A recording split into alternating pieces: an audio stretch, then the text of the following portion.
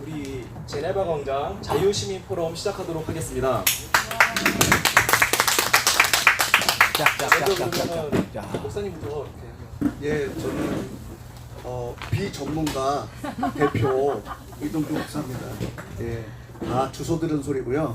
그리고 여러분들도 편안하게 같이 이렇게 했으면 좋겠습니다. 감사합니다. 예. 비정상 회담이라고 해서 나왔습니다. 주부를 대표해서 나왔습니다. 반갑습니다. 네, 저는 믿음방패 TV를 운영하고 있는 함용식 형제라고 합니다. 네, 반갑습니다. 인천에서 올라온 장윤태 목사라고 하고요. 빈자리가 있어서 이렇게 그냥 대표가 아니고요. 네, 감사합니다. 네. 혹시 뭐 제 얼굴에 뭐 안 묻었죠? 아, 네. 혹시 빵 먹고 바로 오느라고. 네. 갑자기 저도 막 이렇게 막 예. 죄송한데요. 지금 여기 네 사람 다 나오는 줄 알고 갑자기 나옵니다. 예, 감사합니다. 아, 전문가들이세요. 우리만 비전문가예요. 그럼 먼저 오늘 다룰 내용은요. 미국의 부정선거 지난주에도 그 얘기를 다뤘는데 오늘 그동안 일주일 동안 업데이트된 내용들을 쭉 이야기를 해보도록 하고요. 그 다음에 이제 시간이 나면은 독감 백신으로 인해서 이번에 100명이 넘게 사망했지 않습니까? 이 부분에 대해서 한번 생각을 해보고요. 그래도 시간이 좀 남으면 부동산 문제까지 한번 이야기를 해보도록 하겠습니다. 예, 네. 비전문가라고 해서 부담 없이 안 되는데 예. 아니, 근데 원래 이렇게 다 준비만 하는 거예요. 그런 거예요. 준비만 하지만 사실은 어디 유튜브를 봐도 다 나오는 내용들.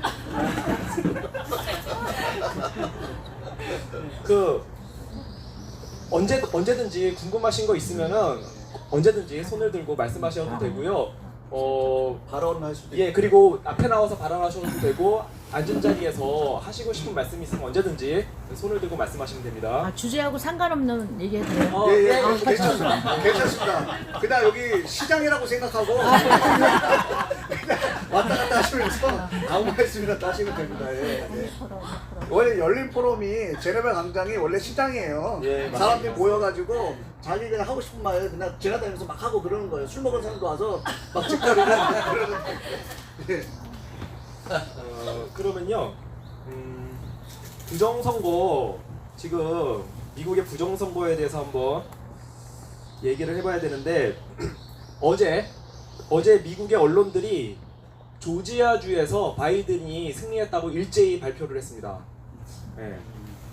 그러니까 우리나라 언론들도 그걸 그대로 따서 일제히 발표를 했는데 지금 원래 상황은 이거 재검표를 해야 돼요. 트럼프 대통령이 소송을 걸었거든요. 이거 재검표해야 된다고. 그리고 그 조지아주의 국무장관, 그 주의 국무장관인 브래드 레펜스 퍼거라는 사람이 있어요. 예, 이 사람이 그 재검표해야 된다 이렇게 발표를 했습니다. 그러니까 아직 언론들이 발표한 거하고는 다르게 그 승리한 건 승리가 확정된 건 아니고요. 예, 일단 이런 상황이고 제가 한번 좀 말씀을 드려볼게요. 지금 어떻게 되고 있는지. 부정선거 증거들이 계속 나오고 있습니다. 트럼프 대통령은 도미니언 그 개표 프로그램이 있는데 이게 잘못됐다. 이거를 직접적으로 언급을 하기 시작했습니다. 그리고 720만 표가 이 도미니언 프로그램에 의해서 삭제된 것 같다. 이렇게 그 유튜브에다가 공식적으로 게재를 하셨고요. 그리고 그 도미니언 프로그램이 유독 도미니언 프로그램이 전체 주에서 사용된 게 아니라 스윙 스테이트, 아리조나, 조지아, 펜실베니아, 위스콘신, 네바다 이런 데서 사용이 됐다. 이거 굉장히 의미심장하죠. 예. 혹시 하실 말씀? 아니야. 예. 몰려가지고. 네. 네. 인터넷으로 검색하셔도 됩니다. 예. 네. 그리고 펜실베니아주 우체국 직원이 나와서 증언을 했습니다. 11월 3일 이전 날짜로 도장을 찍었다. 그 우체국 관리소장이 요거를 진술서를 제출을 했고요. 그리고 줄리아니 변호사가 이제 진술서들을 내부 고발자들에 의한 진술서, 녹취록 이것들을 굉장히 많이 모았나 봐요. 이제 요거를 지난주에 이제 고소를 했습니다, 법원에. 그리고 제가 이게 부정선거라는 걸 딱 느낄 수 있는 사례를 통계 사례를 하나만 말씀드릴게요. 미국 같은 나라에서 우리나라가 지금 그 투표율이 몇 퍼센트 정도 나옵니까? 한 60%에서 많으면 70% 정도 나오잖아요. 70% 넘었다는 얘기 못 들어본 것 같아요. 예. 예, 저도 예, 그렇게 못 들어봤던 것 같습니다. 그렇지 않습니까? 예. 위스콘신주 스윙 스테이트 중에 하나거든요. 위스콘신주에서 투표율이 90%가 나왔습니다. 거짓말. 진짜 우리나라 그 정도면 비슷하네. 예. 이거는 명백한 부정선거의 증거예요. 이거는 특히 그 이제 위스콘신주에서 밀워키라는 시가 있는데 거기서 84%가 나왔어요. 투표율이 엄청나게 많이 나온 거죠. 대도시인데 여기는 스윙 스테이트예요. 그래서 밀워키라는 데서 84%가 나옴으로 인해서 바이든이 승리를 한 겁니다. 그 위스콘신 주를 이제 먹은 거예요. 그런데 트럼프가 쉽게 이긴 주가 있어요. 오하이오라는 주가 있는데 오하이오에 클리블랜드라는 시가 있습니다. 이 클리블랜드라고 하는 시는 방금 말씀드린 밀워키 시하고 크기도 비슷하고 인구수도 비슷해요. 근데 클리블랜드라는 시에서는 투표율이 51%가 나왔어요. 이게 정상적인 정상적인 거죠? 예. 그렇죠. 미국의 원래 평균적인 투표율이 한 60% 정도 나오는데 대도시는 한 50% 정도대 나와요. 대도시 사람들 투표 잘 안 하시니까. 그러니까 오하이오주의 클리블랜드, 여기는 트럼프 대통령이 쉽게 먹은 곳 51% 정도 나오는 게 정상인 거예요. 근데 위스콘신주의 90%, 거기에서 가장 큰 도시인 밀워키시에서는 84%가 나왔다는 거. 이건 명백한 부정선거의 증거가 되죠. 공산주의네. 그리고 조지아주 이거를 이거 좀 복잡해서 뭐 이 정도 됐고요. 그리고 이제 지난주부터 펜스, 폼페이오, 윌리엄 바 이런 사람들이 트럼프 대통령의 최측근들이죠. 이분들이 그동안 며칠 동안 관망을 하다가 지난주부터 본격적으로 트럼프 대통령의 부정선거 투쟁에 합류를 했습니다. 그리고 공화당 상하원 의원들도 합류를 했고요. 그런데 이제 우리나라의 이렇게 보수 우파들, 애국 시민들께서는 또 기독교 시민들께서는 야, 저 미국의 부정선거 이제 밝혀지겠다. 이제부터는 희망찬 소식만 들려올 거야. 이렇게 생각을 하시잖아요. 네, 그렇죠. 예, 꼭 그렇지만은 않습니다. 예, 꼭 그렇지만 우리가 객관적으로 사태를 바라봐야 됩니다. 금요일날 서정관 목사님하고도 통화를 하셨는데 서정관 목사님도 객관적으로 보시더라고요. 미국에 살고 계시니까 그 분위기를 다 느낄 거 아닙니까? 미국의 분위기가 아직 확 뒤집어질 그 정도 분위기는 아니라는 거죠. 우리가 계속 그래서 저희들한테 계속 기도해 주시기를 이제 부탁을 드리셨고, 이제 트럼프 세력이 결집을 하고 있지만 반면에 바이든 세력, 그 딥스테이트 세력 그쪽에 이 반발이 만만치가 않아요. 만만치가 않습니다. 자, 그 트럼프 대통령이 이거를 로펌에다가 맡겼는데 로펌에서 거부를 했어요. 예, 로펌에서 거부를 했어요. 이 사건 맡기 싫다. 부정선거 요 파헤치는 이 사건을 맡기 싫다고 거부를 했습니다. 이제 반면에 개인적으로 와서 트럼프 대통령을 도우려고 하고 있어요. 뭐 예를 들어서 린 우드라고 하는 미국의 애국 보수 쪽에 굉장히 유명한 변호사인데 이렇게 개인적으로 와서 돕겠다고 합류하고 있어요. 그리고 뭐 시드니 파웰, 이 사람은 마크 플린,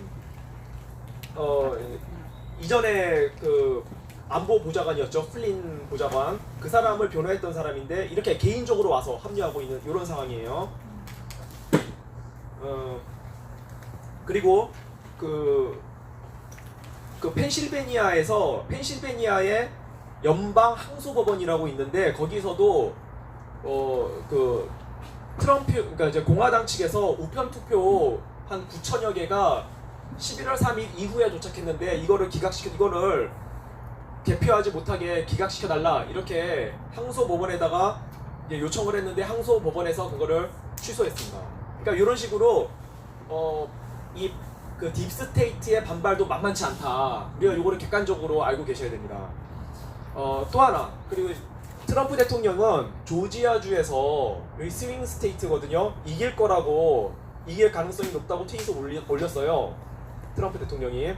근데 일단은 재검표 안 한 상황에서 일단은 증거로 나왔고, 요거를 어제 이제 미국의 언론들이 일제히 터트린 거죠.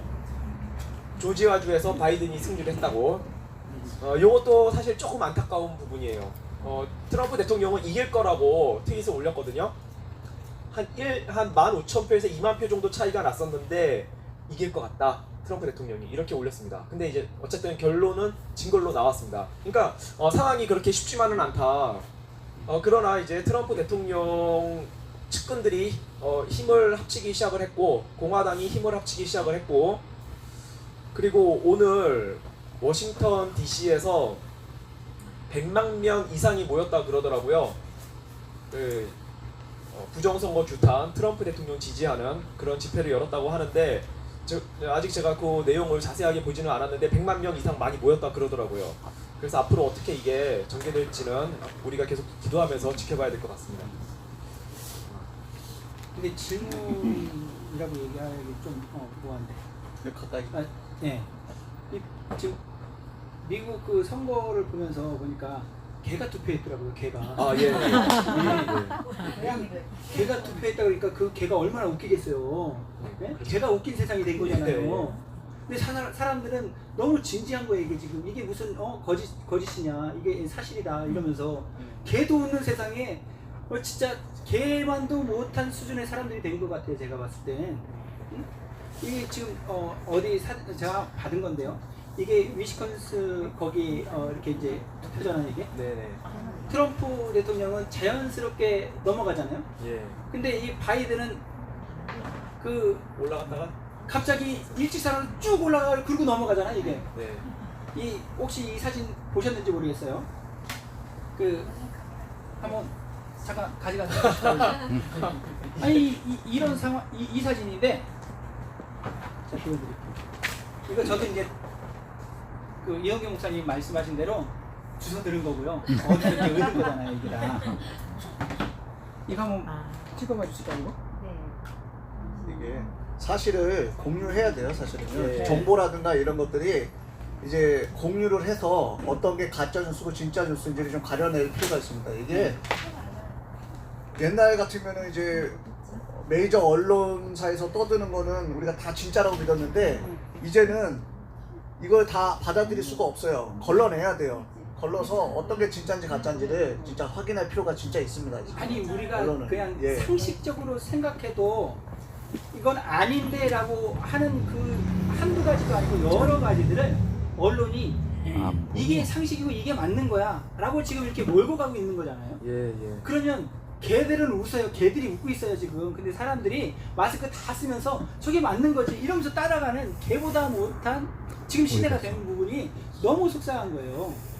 이 언론들이 말하면 그냥 다 바이든이 지금 대통령 됐어요. 보니까 언론이 그냥 그렇죠. 대통령 세우고 내리고 이래요. 그냥 이게 우리나라 그냥 좀 이렇게 민주적이지 못한 정말 이런 나라니까 그렇다 한편으로 좀 슬픈 현실을 우리가 인정한다 치더라도 미국이에요. 이건 지금 미국이에요.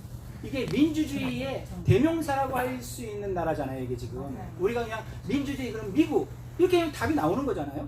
그런데 어떻게 이런 일이, 그리고 이것을 기정사실화 해가지고 모든 언론들이 얘기하고 있다는 것은 지금 세상이 어둠이고 거짓으로 다 덮여 있다라는 부분을 우리가 한편으로는 좀 이렇게 접고 들어가는 게, 그래서 좀 마음이 편하고 그러면서 이런 것들을 싸울 때도 좀 더 편하지 않을까라는 생각은 들더라고요. 예.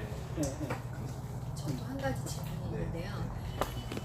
다른 것보다 트럼프 대통령이 개표 중간에 부정선거라고 네. 이거 밝히면서 중단을 요청했잖아요. 예. 그런데 우리나라에서의 만약에 이게 부정선거인 게 미국에서 밝혀지면 우리나라의 영향이나 파장이 어느 정도가 될지 저는 그게 더 궁금하더라고요. 저도 궁금합니다. 저는 파장을 미국에서 이 부정선거가 확실해지면 우리나라에 끼칠 영향력이나 아니면 또 박근혜 대통령이 지금 구속되어 있는데 이 어떤 영향이 끼칠지 전문가에게 묻고 싶습니다. 여기는 전문가가 없어요. 여기는 다 개인적인 얘기를 하는 데예요. 그래서 개인적인 의견으로는 어떻게 하정치 선생님 생각하시는지 이게 그러니까 우리나라의 그러니까 미국의 부정선거가 밝혀지면은 과연 우리나라는 어떻게 될지 네, 그게 가장 궁금합니다. 어떻게 될 것 같으십니까? 밝혀질 것 같아요. 까발려가지고 뒤집어질 것 같아요. 까발려서 뒤집어질 것 같습니다. 네. 같다고요. 네. 예. 그러기에는 언론이 너무 조용하고 바이든으로 몰고 있는 것이 이제 자꾸 이렇게 TV나 언론 메이저 신문 방송에 이렇게 나오기 때문에 이거를 어떻게 하나님께서 하실지 저도 너무 궁금해지는데 하명 형제님 사회자님은 어떻게? 저는 그러니까 물론 저는 미국에서 부정선거가 밝혀지면은 우리나라가 뒤집어지지 않겠나 그렇게 소망을 하는데요. 근데 이제 우리나라 국민들이 들고 일어나셔야 되고요. 가만히 두고 보고 있으면 안 되고요. 근데 약간 희망적인 부분도 있는 게 그 폼페이오 장관 있지 않습니까? 그 폼페이오 국무장관이 11월 10일 날 폭스뉴스하고 인터뷰를 한 내용이 있는데 거기서 대한민국을 직접적으로 언급하지는 않았지만 이렇게 얘기를 했습니다. 이렇게 얘기를 했어요. 어떻게 얘기를 했냐면은 전 세계에서도 부정선거가 일어나고 있는 곳이 있다. 그런데 그 나라 국민들이 지금 미국에서 어떤 부정선거로 보이는 이런 현상이 나타났는데 미국이 이거를 어떻게 법치에 근거해서 처리해 나가는지를 보게 되면은 그들도 용기를 갖게 될 것이다. 이런 표현을 했습니다. 이런 표현을 이런 식으로 표현을 했는데 제가 이걸 보면서 이 얘기를 폼페이오 장관이 왜 했을까? 그 이제 강경화 장관이 딱 떠오르더라고요. 강경화 씨가 폼페이오를 만나러 미국에 갔잖아요. 그날이 9일이거든요. 9일날 만났어요. 강경화가 폼페이오를 만난 날이. 근데 그 다음날 폼페이오가 폭스뉴스하고 인터뷰를 하면서 그 얘기를 했단 말이죠.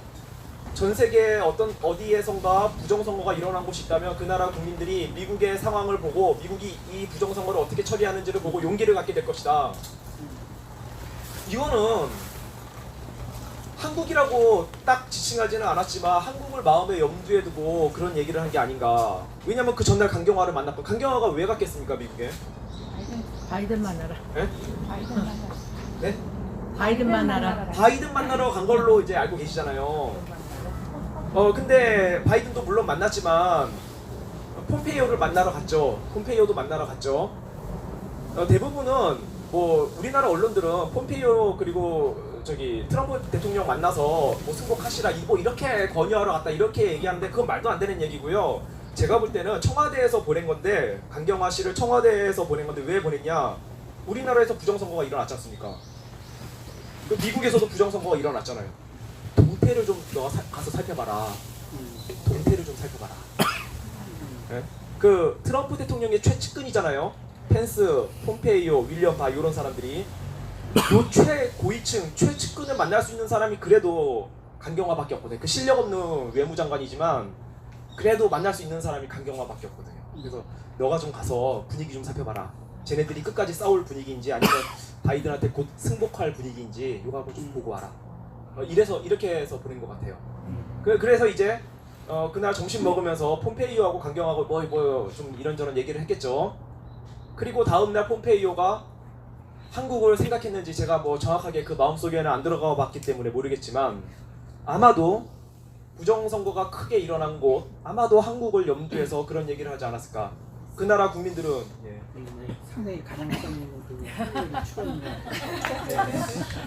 제 개인적인 이건 지극히 개인적인 건데 혹시라도 뭐 미국에서 이제 트럼프 대통령이 부정선거를 완전히 다 제압하고 다 밝혀내고 재선에 성공한다고 하면은 한반도에 미칠 영향은 저는 굉장히 크다고 생각합니다. 개인적으로. 예, 클 왜냐하면 겁니다. 예. 예, 우선은 방법 중에 하나가 유엔을 기소하는 방법도 있고요. 유엔 측에서 부정선거로 해서 선거를 부정으로 했기 때문에 이 선거에 대한 무효를 선언한다든가 아니면은 이 선거를 잘못된 거에 대해서 거기에 대해서 심판을 한다든가 그러니까 유엔 차원에서 할 수 있다라고 저는 개인적으로 생각하고 근데 미국이 전면전에 나서면 좀 힘들 수 있을 것 같아요. 왜냐하면 내정 간섭으로 비춰질 수 그렇죠. 있기 때문에 예, 예. 그래서 그런 미국이 면이 하고 있죠. 싶어도 아마 미국이 직접적이지는 못하고 아마 유엔을 움직여서 그리고 그냥 넘어가지 않을 거예요. 왜냐하면 트럼프 대통령 자체가 악과 싸우시는 분이기 때문에 자기네 나라만 부정선거 잡고 자기 대통령 당선된 걸로 끝나지는 않을 거예요.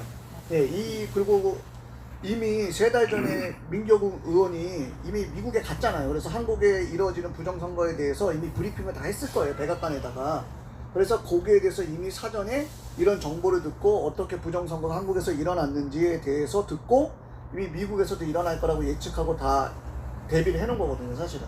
그렇기 때문에 미국에서 이제 부정선거가 완전히 이제 정리가 되면은 한국도 그에 대한 영향이 분명히 네. 예, 있을 거라고 저는 비전문가적 손해를 저는 미국에서 지금 일어난 이 사건을 통해서 그 전부터 미국하고 중국하고 이렇게 대립되는 상황이 있었는데 우리나라도 우리나라지만 우리나라에 더 많이 영향을 끼치고 있는 미국하고 중국 이 나라에서 어떤 큰 일이 벌어질 거라는 예상이 들더라고요. 여기 그들이 사용했던 그 경로 그 프로그램 있잖아요. 도미니언. 네. 여기에도 중국계 들어갔다는 거잖아요. 네. 그리고 중국 그 사람들이 뭐 이렇게 댓글 다는 무대 댓글 다는 무대 뭐 있었죠? 우마우당. 우마우당 뭐? 우마우당. 우마우당이요? 우마오. 우마오당. 파티. 네, 5센트 파리. 네. 우마우당. 그거 돈 받으면서 그냥 이렇게 계속 그 댓글 조작해가지고 이렇게 몰고 가는 거잖아요. 네. 근데 우리나라도 우리나라만 그런 줄 알았더니 미국에서도 그 짓거리를 하고 있는 거잖아요. 전 세계적으로 그러더라고요, 보니까. 그러면 지금 우리나라의 부정선거의 그 뒤에 그 큰 그림이 누구겠어요? 중국이잖아요. 이거 다 알고 있는 거잖아요. 그런데 우리나라뿐만 아니라 미국을 건드렸잖아요. 그래서 이거는 그때 왜 사랑자매님? 김사랑 자매님이 여기 와서 그 얘기했던 게 제가 생각나는 거예요. 자기 혼자 그렇게 이재명하고 싸우려고 했는데 싸웠는데 아무도 귀를 기울이지 않고 바라보지도 않고 이게 언론이 전혀 안 된다는 거죠. 그런데 여기 와서 지가 스스로 여기 와가지고 지무동을 팠다고 얘기를 한 그 부분이 이 부분에서 이렇게 딱 적용이 되는 거예요. 예. 중국이 우리나라만 좀 이렇게 주물르면서 가면 그래도 좀 괜찮을 건데 이게 주제도 모르고 미국을 건드린 거죠. 어제 뉴스에 보니까 네. 이제 새롭게 또 등장한 게 독일. 예. 독일에 있었던 독일에 있는 그렇죠. 서버를 급습해가지고 주한 미군이 이제 독일에 있는 서버를 급습해가지고 그걸 압수했다는 뉴스가 속보로 나왔어요. 그러니까 이게 전 세계적으로 손을 잡고 미국은 부정선거에 개입을 했다고 하는 거예요. 이게 정황이 중국만 한 게 아니라 반 트럼프 세력, 반미 세력들이 함께 힘을 합쳐가지고 트럼프 몰아내려고 지금 전 세계적으로 이제 전선을 구축한 거라고 지금 보거든요. 지금 나타나는 증거들이. 예. 그런데 이렇게 트럼프를 이렇게 대항하는 이제 그 세력들이 어디를 이용하냐면 중국을 이용한다는 거죠. 예, 중국의 아주 그냥 점점점 그 엄청난 그 점점들을 그 밑에 있는 그 여론이 형성되고 사람들이 몰려가게끔 그 중국을 이용하고 있는 그게 부분이 왜냐하면 있다 이제 보니까 중국 차이나 머니가 그렇죠. 차이나 머니가 전 세계적으로 다 뿌려져 있어요. 유럽에도 이탈리아에도 엄청나게 지금 차이나 머니 들어가 있고 유럽에도 많이 들어가 있어요. 독일도 다 들어가 있고요. 미국 안에 지금 다 들어가 있고 디즈니랜드 지금 넘어갔잖아요 다. 네. 네, 미국에 있는 굵직굵직한 스포츠 NBA 다 넘어갔어요 중국으로. 예, 그래서 모든 자본들이 미국에 있는 모든 굵직한 그 스포츠나 뭐 다른 기업들이 중국 자본으로 다 넘어갔어요. 다 먹었어요. 헐리우드도 다 넘어갔어요 지금. 중국 자본이 거의 한 반 이상 차지했어요. 콜롬비아 영화. 예, 콜롬비아. 예, 콜롬비아 영화사도요. 예, 그래서 지금 전 세계적으로 돈을 막 뿌려대니까 중국 영향력에 있기 때문에 중국의 눈치를 볼 수밖에 없는 거고, 그래서 전 세계적으로 지금 중국이 지금 기축통화가 달러잖아요. 네. 그 기축통화 몰아내고 위안화 하려고 그러다가 지금 트럼프한테 당해가지고 엄청나게 지금 망가졌잖아요. 그러니까 기축통화국을 이제 중국이 넘본 거죠. 기축통화 하려고, 통화국 하려고. 예, 그래가지고 지금 그게 안 되니까 이제 디지털 화폐 지금 개발한다고 또 나오잖아요. 예, 지금 너무 멀리 갔는데, 예. 그러니까 그렇기 때문에 트럼프가 중국 우리나라도 우리나라지만 결국은 중국을 손볼 때 예. 우리나라가 지금 여기 같이 합류하지 못하고 있는 큰 이유 가운데 하나가 중국이라고 보는 거예요. 저는 지금 그 민경욱 의원만 그렇게 계속 싸웠잖아요. 그 본인들이 직접 당했었거든요. 김진태 의원서부터 해가지고 싸움할 줄 안다고 했던 그 하나나라 사람들이 전부 다 입을 닫았어요. 증거를 그렇게 내놨음에도 불구하고. 그런데 그들이 입을 열지 못한 이유는 제가 봤을 때 중국이었다는 생각이 드는 거예요. 그리고 지금도 그 지금 야당이라고 하는 그 김정인 덮고 넘어가자라고 얘기를 하는 거 보면 이건 중국 머니, 그 차이나 머니에 지금 다 연루 안 된 사람이 없는 부분이 있는 거예요. 그래서 제가 봤을 때는 이 지금 트럼프가 결국은 자기 본인 문제가 됐고 그 중국이라는 그 나라가 본인 문제가 됐고 미국의 문제가 됐기 때문에 이건 민주주의 그 다음에 또 이렇게 공산주의 이걸 좀 넘어서서 정말 빛과 어둠의 싸움으로 그래서 중국을 이렇게 좀 대항하면서 좀 어떻게 좀 힘 못 쓰게 하는 이런 상황이 될 때 그때 우리나라도 중국에 이렇게 붙들려 있는 그 어떤 사람들 위에 있는 어떤 사람들이 그나마 이제는 거기서 발을 빼고 좀 나오면서 그 폼페이오든지 뭐 이런 사람들이 트럼프에게 이렇게 다 힘을 실어주는 이런 부분이 되는 것처럼 좀 그렇게 되지 않을까라는 생각이 들긴 했어요. 집사님 지금 살림하시잖아요. 네. 집에 메드 인 차이나 거의 다죠? 네. 예, 지금 전 세계를 저도 지금 여기 다 보면 메드 인 차이나가 저를 덮고 있어요. 그러니까 전 세계적으로 중국 물품을 안 쓸 수가 없어요. 전 세계적으로 집에 가서 찾아보면 다 메드 인 차이나예요. 예. 그렇기 때문에 전 세계 거의 살림의 전부 한 80%? 지금 80% 이상은 되죠. 그 이상 미국도 마찬가지예요. 중국 제품 안 들어간 데 없어요. 그만큼 우리가 모르는 사이에 전 세계를 중국이 점진적으로 다 장악하고 있다는 거예요. 네. 네, 자기도 모르게. 심지어 제가 이스라엘에서 제가 이제 좀 이렇게 기념품을 좀 이렇게 갔을 때 사드리려고 이렇게 머플러를 좀 사러 갔어요. 갔는데 히브리어로 써 있더라고요. 그래서 제가 딱 봤는데 제가 영어를 좀 읽지 않는데 히브리어를 제가 공부를 옛날에 했는데 아까워가지고 잘 모르는 거예요. 막 써 있는데 그래서 제가 점원한테 물어봤어요. 나 이스라엘에서 만든 거 사고 싶다고. 이거 맞냐 그랬더니 뭐라 그랬냐면 너 여기까지 와서 중국 제품 사가고 싶어? 그래서 너 여기까지 와서 중국 제품 사가고 싶냐고. 중국제라는 거예요. 이스라엘도 거의 다 80% 이상은 중국 제품이래 다. 예, 이스라엘 제품은 비싸고 거의 없대요. 다 중국이에요. 예, 그러니까 어쨌든 간에 이제 지금 얘기했던 것처럼 중국이 전 세계에 영향력을 끼치는 건 사실이고요. 예, 아마 미국이 중국을 경영하고 트럼프가 계속 그러니까 반중으로 계속 해가지고 모든 정책이나 이런 것도 다 했고 지금 또 어제 뉴스에 보니까 트럼프 2기로 넘어간다고 선언을 했는데 그 전에 그 전에 뭐라 그랬냐면 중국 그러니까 인민공화 뭐라 그래야 되죠? 중화인민공화국에서 운영하는 기업들에 대해서 세컨더리 보이콧을 다 터버렸어요. 그래서 미국 내에 있는 모든 사람은 투자하지 말 것. 예, 중국 제품 그 회사들에 대해서 그 자본에 대해서 투자하지 말 것 해가지고 선언해 버렸어요. 네, 지금 돈줄을 끊겠다는 거예요. 돈줄을 끊겠다는 거. 그거 완전히 이제 무역을 결별하는 수순으로 가는 것 같은데. 예.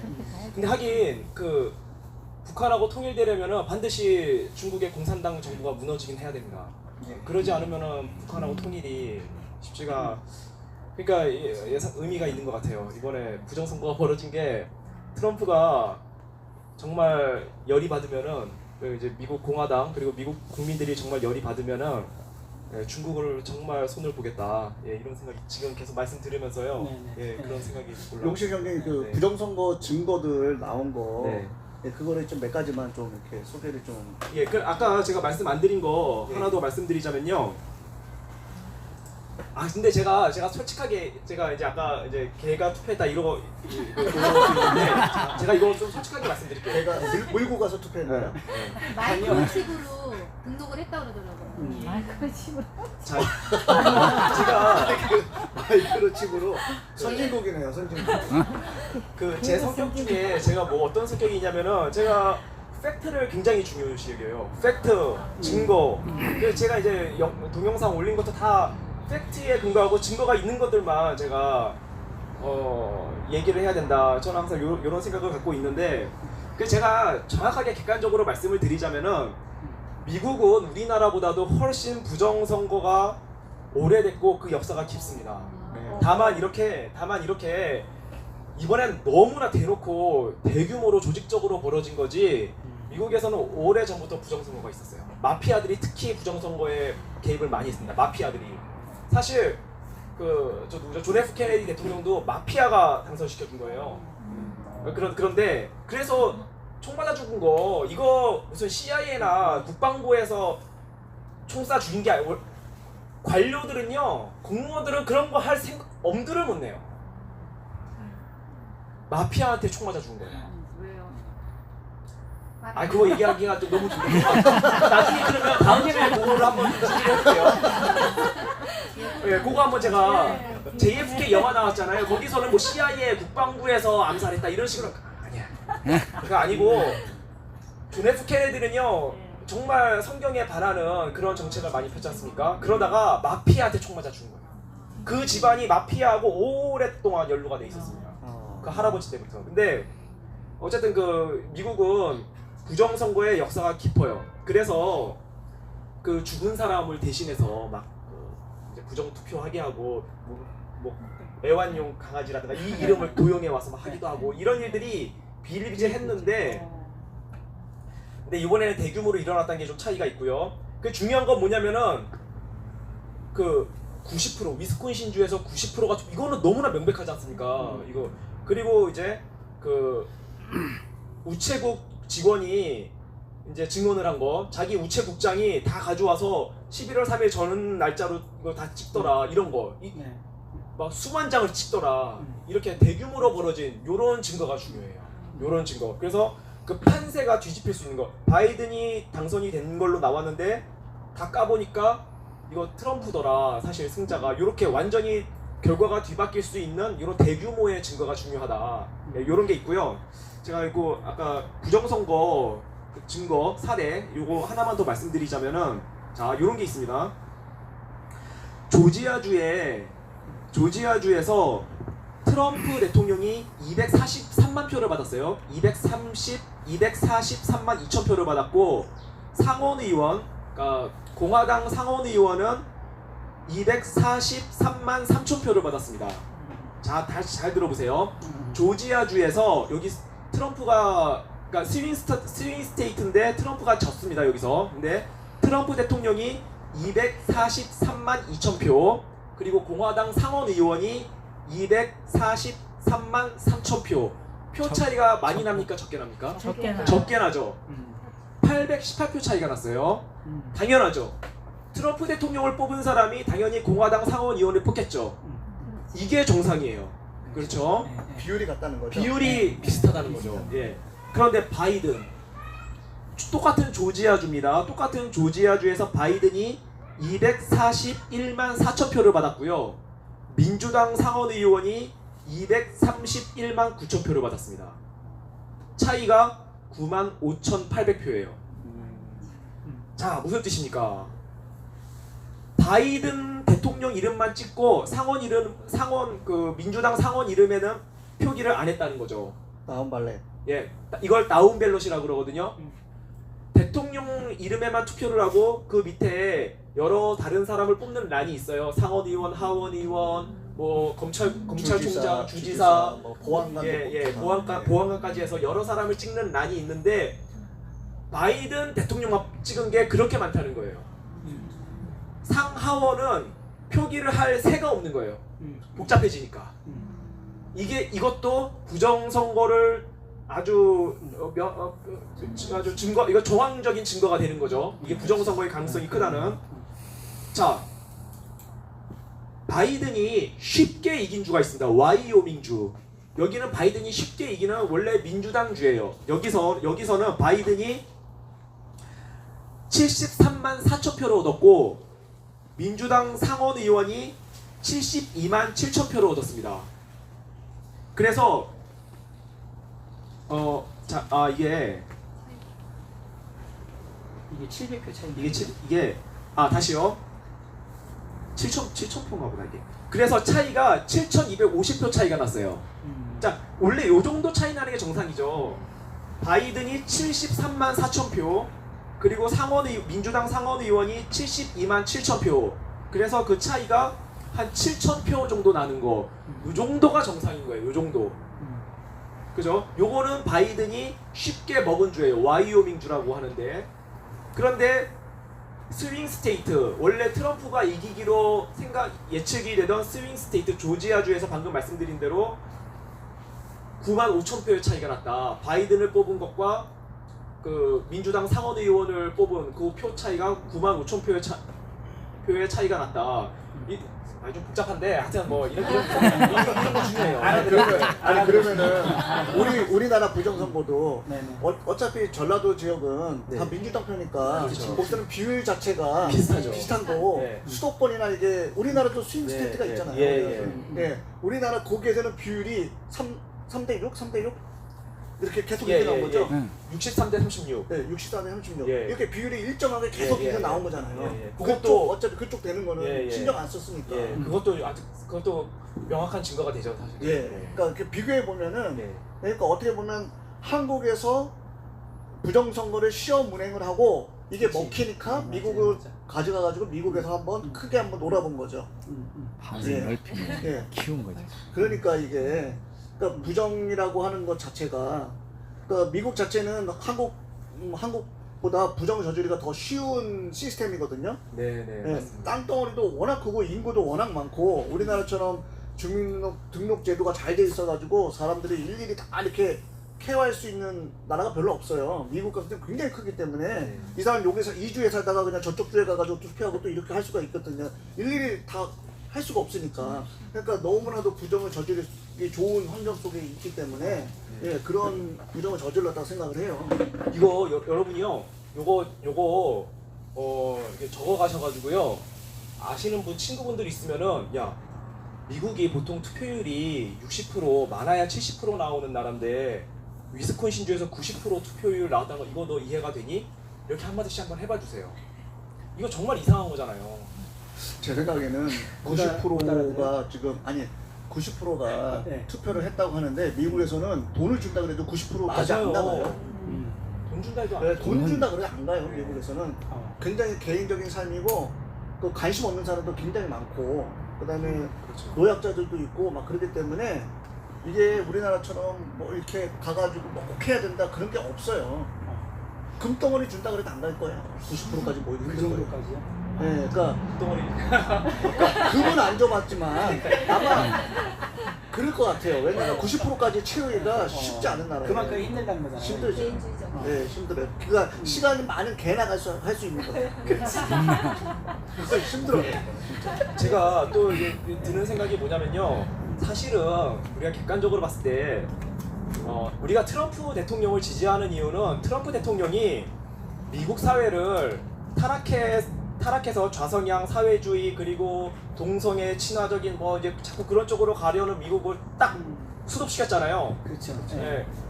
그리고 납태 금지시켰고 우리가 미국을 똑바로 세우는 것 때문에 트럼프 대통령을 지지하는 것이지 사실 네, 트럼프 대통령이 우리 한국에 음.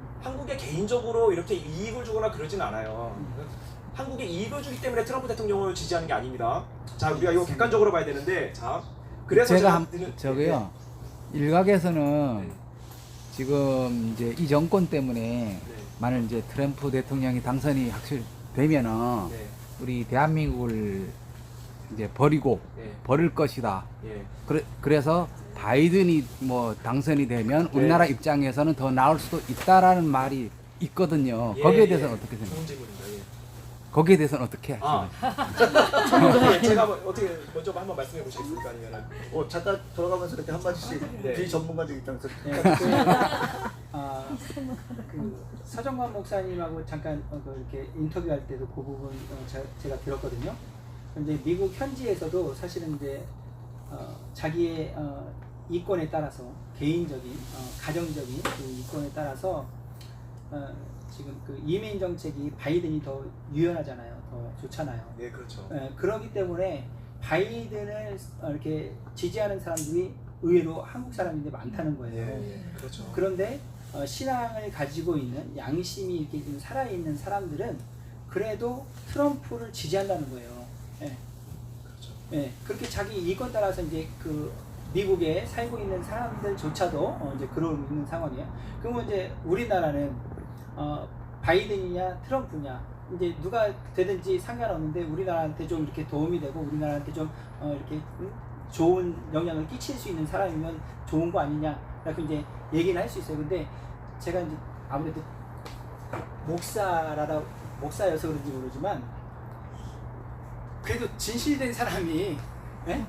누구냐가 아니라 정직하고 진실된 사람이 돼야 되는 것이 우리 상식이라는 거예요. 네. 좀 전에 이건 상관없는 얘기일 수 있지만 아까 사회자님 미국에서 부정선거가 오래됐어요라고 했을 때 저 엄청 충격 먹었어요 진짜. 이게 보통 사람들의 상식이잖아요. 생각이잖아요. 민주주의에서 부정선거가 어떻게 있어. 부정선거는 이거는 말 그대로 헌법을 흔드는 건데 어떻게 이런 일이 자연스럽게 벌어져. 근데 이게 오래됐다고? 라고 생각했을 때 정말 엄청난 충격이에요. 저에게는. 이게 보통 사람들의 생각이란 말이에요. 이제 그런 것들 가운데 부정선거 아무리 얘기도 안 되는 거죠. 왜? 이런 생각을 제가 보니까 갖고 있을 것 같은 거예요. 그냥 순진한 사람이라고 한다면 그냥 이게 맞지라고 생각한다면 조금 벗어났지만 우리나라가 누가 되든지 상관없는 건 아니잖아요. 특히 미국인데 그렇게 봤을 땐 바이든은 제가 봤을 때 중국에 너무 잡혀 있어요. 우린 지금 뭐 일본 자꾸만 얘기하면서 일본에 좀 편드는 사람들을 뭐라고 얘기해요? 미국놈. 토착 얘기하잖아요. 토착이고 매국놈. 네, 그런 식으로 막 얘기하잖아요. 근데 우리가 역사를 조금만 생각해 보면요, 정말 중국이 더 나쁜 놈들이에요. 중국이 맞습니다. 오랜 기간 우리나라를 그럼요. 막 그냥 주물르고 지네들 마음대로 했었어요. 일본은 그냥 36년 네. 그랬을 때 짧고 강하게. 그렇지. 근데 우리나라 고시대를 잠깐만 말씀드리면 또 그런 게 있어요. 우리나라 그 학교 세웠어요. 병원 세웠어요. 그리고 근대화를 이루는데 그 선교사님들이 그렇게 많이 공헌했잖아요. 선교사님들이 기록된 그 편지라든지 기록된 것들을 보면 정말 충격적입니다. 맞습니다. 우리나라를 어떻게 평가했냐면 일본이 다스려야 되는 나라로 평가했어요. 우리가 정말 존경하고 정말 이렇게 흠모하는 그 선교사님들이 그렇게 적었다니까요. 왜 그런 줄 아세요? 관료들이 다 썩었어요. 관료들이요, 그 사람들이요 누구냐면 말 그대로 상놈들, 종들이요. 이 사람들이요 개 돼지만큼도 못 여겼어요. 그러니까 개 돼지만큼도 못 대우를 받으니까 선교사님들이 마을마다 가는데 코벤 여인들이 수월찮게 보이는 거예요. 뭐냐면 자기 아내 말 안 된다고 코 베버렸어요. 이게 기록에 나와 있다니까요. 우리나라 사람들 그냥 평민들이 그런 수준이었어요. 그러니까 그 사람들 우리나라를 선교하시는 그분들의 눈에는 어떻게 비쳤냐면 근대화가 된 그래도 좀 사람답게 살고 있는 일본이 조금 우리를 이 조선을 도와줘야 된다, 다스려줘야 된다, 깨우쳐야 된다 이렇게 생각하셨었어요. 그 선교사님들이. 그런데 언제부터 이 우리나라 이게 독립운동도 강하잖아요. 그렇게 하려고 하는 건 처음에는 눌렀었어요. 그 선교사님들이. 예, 진짜로 그랬었어요. 그랬는데 언제부터 선교사님들이 독립운동하는 거를 지지하고 그랬냐? 기록에 대충 보면 이렇게 돼 있어요. 1910년부터 시작된 거잖아요. 1920년 조금 지나고서부터 선교사님들이 일본이 너무 횡포가 심해지는 거예요. 그러면서 예, 이제 조금씩 도와줬었어요. 그리고 그 3.1 운동서부터 해가지고 이렇게 이제 나라 독립적인 그런 것들을 하는 것들이 사실은 교회에서 좀 많이 이루어진 건 사실입니다. 바이든이 되면요 중국하고 너무 친해요. 중국한테 친한 정도가 아니라 중국한테 잡혀 있어요. 우린 지금 중국의 그늘에서 벗어나야 되거든요. 그런 부분에 있어서도 우리가 정확하게 본다 그러면 반드시 트럼프가 돼야 되는 건 맞는 거예요. 네. 저는 그렇게 생각합니다.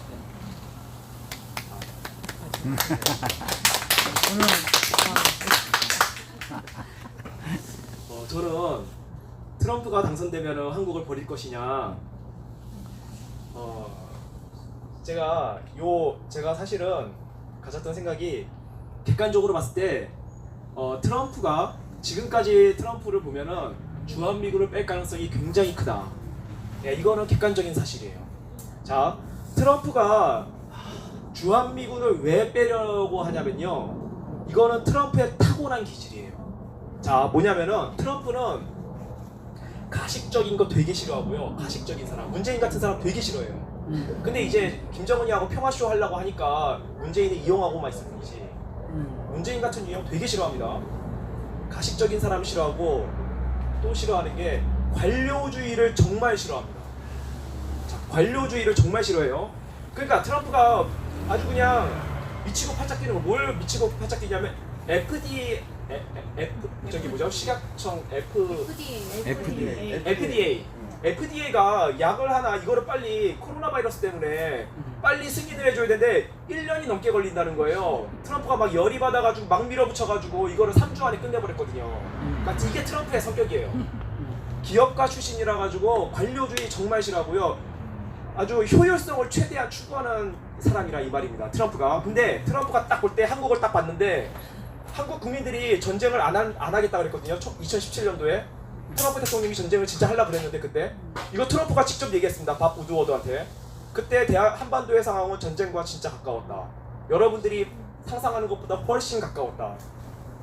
한국 국민들이 전쟁을 안 하겠다 그런 거예요. 물론 문재인이가 전쟁을 안 하겠다고 선포를 했지만 한국 국민들도 준비가 전혀 안 돼 있고, 한국을 도와주기 싫은 거예요. 한마디로 도와주기 싫은데 미 국방부는 그래도 주한미군을 유지하고 싶은 겁니다. 왜냐면은 자, 이거는 어떤 관료주의적인 성격이 있는 거예요. 그동안 유지해 왔던 패턴을 바꾼다는 거는 공무원들한테는 아주 그냥 상상도 하기 싫은 거예요. 2만 8천 명의 주한미군 뺀다는 거는 그들이 볼 때는 너무나 큰 일이에요. 이거는 어떻게 감당해 이거를. 자기가 이거 책임지기도 싫고 감당하고 싶지도 않고, 트럼프가 볼 때는 이런 입장에서 보는 거예요. 저 관료주의적인 저 국방부 놈들, 이렇게 보는 거예요. 트럼프는 저 한국이 전쟁을 지금 할 생각이 없으면은 빼고 싶은데 트럼프는 저기 왜 저기다 돈을 바치냐. 그냥 김정은이하고 평화쇼로 해서 어떻게든 그냥 하고 싶은데, 자, 이제 트럼프의 당면 과제는 중국인데 중국에 집중하고 싶은데, 남중국해나 대만 쪽에서 대만은 전쟁을 준비하고 있습니다. 실제로 대만을 지원해주고 싶은 거예요. 트럼프는 아주 실용적인 사람이에요. 이런 입장에서 트럼프가 주한미군을 빼려는 건데, 근데 제가 볼 때는, 제가 이런 판단을 함부로 하면 안 되지만 하나님께서 계속 막고 계시는 것 같아요. 하나님께서 계속 막고 계시는. 질문이요. 네네. 트럼프가 굉장히 기업가 출신이고 그런 효율성과 합리적인 생각에 의해서 모든 정치적인 것들을 판단하는데 가장 중점을 두고 있는 사람이라고 하기 때문에 네. 질문을 드리는 건데 네. 그런 부분에서 그런 관점에서 봤을 때는 사실 이 한반도가 벌써 없어졌어야 될 나라겠죠. 네. 외세 침략이라든가 여러 국제 정세에 많이 휘말렸던 나라기 때문에. 근데 여지껏 우리나라를 끼고 그런 이제 대국들이 사실은 이런 것들이 계속해서 딜을 했던 이유 중에 하나가 지정학적 위치 때문에 버릴 수가 없고 또 도와주기 싫어도 도와줘야 되고 살려야 되고 하는 결국은 그 큰 나라들의 이권과도 관련이 있고 네. 우리나라가 이제 결국은 중국이 먹게 되면 태평양을 바로 그냥 다이렉트로 미국과의 어떤 그런 대치되는 상황에서 네. 그런 부분 때문에라도 트럼프가 이거를 주한미군을 관료주의적인 거 싫어서 어떤 네. 그 사람의 기질 때문에 결정이 될 건 아니라고 생각을 저는 들거든요. 그래서 미국에 맡고 있는 세력이 많이 있어요. 미국의 웬만한 정치인들은 군사위에 있는 정치인들은 다 주한미군 유지해야 된다고 그렇게 하고 있고, 그리고 미국의 전통적인 국방부 이런 관료 출신들 안 빼려고 하고 있어요. 그러니까 트럼프는 빼려고 하는데 미국에 이걸 유지하려는 기본적인 세력이 있어요. 그 참고적으로 네. 아까 그 말씀하면은 원래 FBI 그 뭐 국가 기밀 문서는 50년이면은 오픈할 수 있게끔 돼 있죠. 네. 저 정확한 몇 년인지 정확한 건 모르는데 그 기록에 보면은 옛날 제가 정치학 그 수업 들을 때 제가 잠깐 그 교수님이 말씀하셨는데 원래 미국의 그 저지선은 일본까지만이었어요. 한반도는 내어주는 거였어요. 원래가 그 기록에 보면은 그렇게 나와 있어요. 그러니까 원래 미국의 그 자유주의를 수호하는 그 라인은 일본까지만 딱 선이 거져 있었는데 하나님 역사하신 거죠. 하나님 역사하셔서 네, 하나님 역사하신 겁니다. 하나님 역사하셔서 네, 맞습니다. 한반도까지가 지금 미국 네. 자유 그 경계선으로 들어간 거예요. 사실 기적이에요. 예, 이게 들어간 거예요. 그래서 지금까지 유지되고 있는 건데 원래 그 기록에 보면은 일본선까지만 자유주의로 넘어가고 나머지 원래 중국에서 지정학적으로 보면요, 한국은 넘어가더라도 일본, 대만, 그리고 필리핀 요렇게만 딱 그으면은 중국이 못 내려와요. 원래 그 선만 지키면 되는 게 원래는 지정학적인 논리거든요. 그러니까 그런데 저는 하나님이 맡고 계시다고 생각을 하고 저는 결국에 근데 이제 저는 결국에 트럼프가 주한미군을 빼기는 좀 힘들지 않겠나 이렇게는 판단이 되는데 요번에 부정선거 사건이 터지면서 트럼프가 사실 한국의 요 태극기 요 보수 세력 쳐다보지도 않았거든요. 사실 관심도 없었는데 요번에 부정선거가 터지면서 한국에서도 부정선거가 일어났거든요. 이것 때문에 아마 트럼프가 한국의 요 애국 세력과 보수 애국 세력, 우파 세력하고 기독교 세력하고 상당히 밀착될 가능성이 있다. 그러니까 우리가 일어나야 된다. 우리 국민들이 일어나셔야 되고, 자, 우리가 일어나서, 자, 트럼프는 중국을 한번 손을 보고 싶은데 이제 명분이 없거든요. 한번 손을 보고 싶어요. 트럼프는 군사적으로 한번 손을 보고 싶은데, 만약에 한국이 북침 통일 전쟁을 주장하고 나오면요, 한국 국민들이, 그러면 그거만큼 좋은 명분이 없어요. 중국을 손볼 수 있는. 네. 그러니까 근데 지금 트럼프의 마음은 한국을 별로 안 좋게 생각하지만 저는 하나님이 계속 요거를 막고 계신다는 느낌이 들고, 우리 한국 국민들이 일어난다면은 충분히 이 상황이 역전될 수 있다. 그리고 트럼프의 마음도 바뀔 것이다. 예, 이렇게 저는 생각하는 입장입니다. 한국에서는 아까 질문이 네. 아시죠? 질문 했던 예 기억하시죠? 예. 제가 전문가가 아니어서 저도 질문하고 싶은데요. 다들 경제가 바이든이 되면 살아날 것이다라고 어떤 유튜브에서도 제가 또 들은 얘기가 있는데 그게 사실일까요? 정확히 아니요. 그러면 두 가지 합쳐서 네. 제가 말씀드리면 개인적인 말씀드리면 우선은 트럼프 대통령은 자국주의예요. 우선은 그래서 미국을 다시 한번 부흥시키자는 거기 때문에 자국 경제가 우선이에요. 그러다 보니까 다른 나라 눈에 비쳤을 때는 그렇죠. 제재가 너무 많이 생긴 거예요. 그 전에는 제재가 별로 많지가 않았어요. 근데 관세를 드리고 뭐를 드리면서 계속 자국에 대한 경제를 방어하고 있고 자국에 대한 실업률, 지금 우리가 스윙 스텝 들어가는 게 뭐냐면 옛날에 그 철강업이 되게 많이 번성했던 그런 도시들이에요. 근데 중국이 넘어오면서 그 자리를 다 차지해서 러스트벨트, 녹슨 그 벨트가 돼버린 거예요. 스틸 벨트에서 러스트 벨트로. 그러다 보니까 거기에 있는 사람들이 일자리가 없는 거예요. 그래서 트럼프 대통령이 거기를 집중 공략해가지고 다시 스틸 벨트로 만들겠다. 중국 자본 몰아내고 일자리 주겠다 해가지고 지금 그렇게 해가지고 지금 대선이 치른 거예요. 그 전부터 거기가 많이 살아났죠. 예, 이제 트럼프 네. 대통령이 네, 집권하면서 실업률이 많이 줄었어요. 그리고 많은 사람들이 일자리를 얻었어요. 그래가지고 실질적으로 거기에서는 공화당 표들이 굉장히 많이 나오는 지역이 돼버린 거예요, 사실은. 예, 그렇게 됐는데, 그래서 트럼프 대통령 자체가 다른 나라 볼 때는 장벽인 거예요. 우리가 수출을 할 때 너무 조건이 많어. 없던 조건들을 갖다가 붙여내니까 수출이 해가지고 힘들어. 그러니까 우리도 그러니까 대미 무역을 주로 하다가 이제 대중으로 이제 돌린 거죠, 무역을. 그러니까 중국하고는 이제 외교적 마찰을 풀면서 또 이렇게 중국하고 얘기하는 게 좀 더 수월하다고 생각하는 거죠, 또. 예. 근데 사실은 그러다가 통째로 뺏겼잖아요 지금. 그렇죠. 기업들 다 네. 들어가가지고 그렇죠. 통째로 다 뺏기고 다 미국은 쫓겨났잖아요. 힘들어서 어떻게 해서든지 네. 들어가서 괜찮았는데 예. 중국은 쉬웠는데 통째로 뺏겨버려 그냥. 그렇죠. 네. 그러다 보니까 이제 생각할 때 트럼프보다는 바이든이 이렇게 전 세계적으로 유한한 정책을 그렇죠. 피면은 바이든이 되고 좀 싶은 더 거죠, 정치. 낫지 않을까 하는 마음에 사람들이 하는 건데 이제 제가 그 역사 드라마 여러분 다 아시다시피 허준 보면은 음. 병자가 있는데 독한 약을 써버리잖아요. 예. 그럼 막 죽을 것 같아. 아, 이거 죽으면 어떡하냐. 중단시켜야 된다, 중단시켜야 되는데 나중에 호전되잖아요. 트럼프 처방이랑 똑같은 것 같아요. 이게 전 세계적으로 미국의 경제가 안정되면은 전 세계적으로 안정이 돼요. 경제가. 예, 그러니까 지금 당장은 우리나라가 피해를 보는 것 같고 우리가 좀 어려운 것 같은데 미국 경제가 살아나면요. 예, 전체적으로 이게 안정세에 접어든다고 이게 호전돼요. 잠깐이 힘들 뿐인데 근데 바이든이 됐다. 아니 전문가는 전문가는 아니고 예, 그래서 이게 시간이 좀 걸려가지고 전 세계 경제가 미국 경제가 흔들리면 전 세계 다 죽어버립니다. 리먼 브라더스 사태도 있었죠. 그 모기 죽은 사태도 있었죠. 미국에서 경제가 흔들리니까 유럽 증시, 한국 증시 그냥 다 죽어버렸어요. 맞아요. 그때 미국에서 기침하면 뭐 한국은 둘째치고 다른 데도 막 감기 예, 걸리고 막 그러니까 이러다. 미국이 경제가 안 살아나면은 전 세계적으로 다 죽는 거예요. 그래서 미국 경제가 살아야 되는 거예요.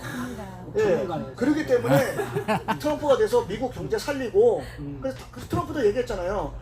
나보고 자국적인 것만 한다고 하는데 그렇게 생각하지 마라. 우리나라가 잘 됨으로써 너희 나라도 잘 되는 거다.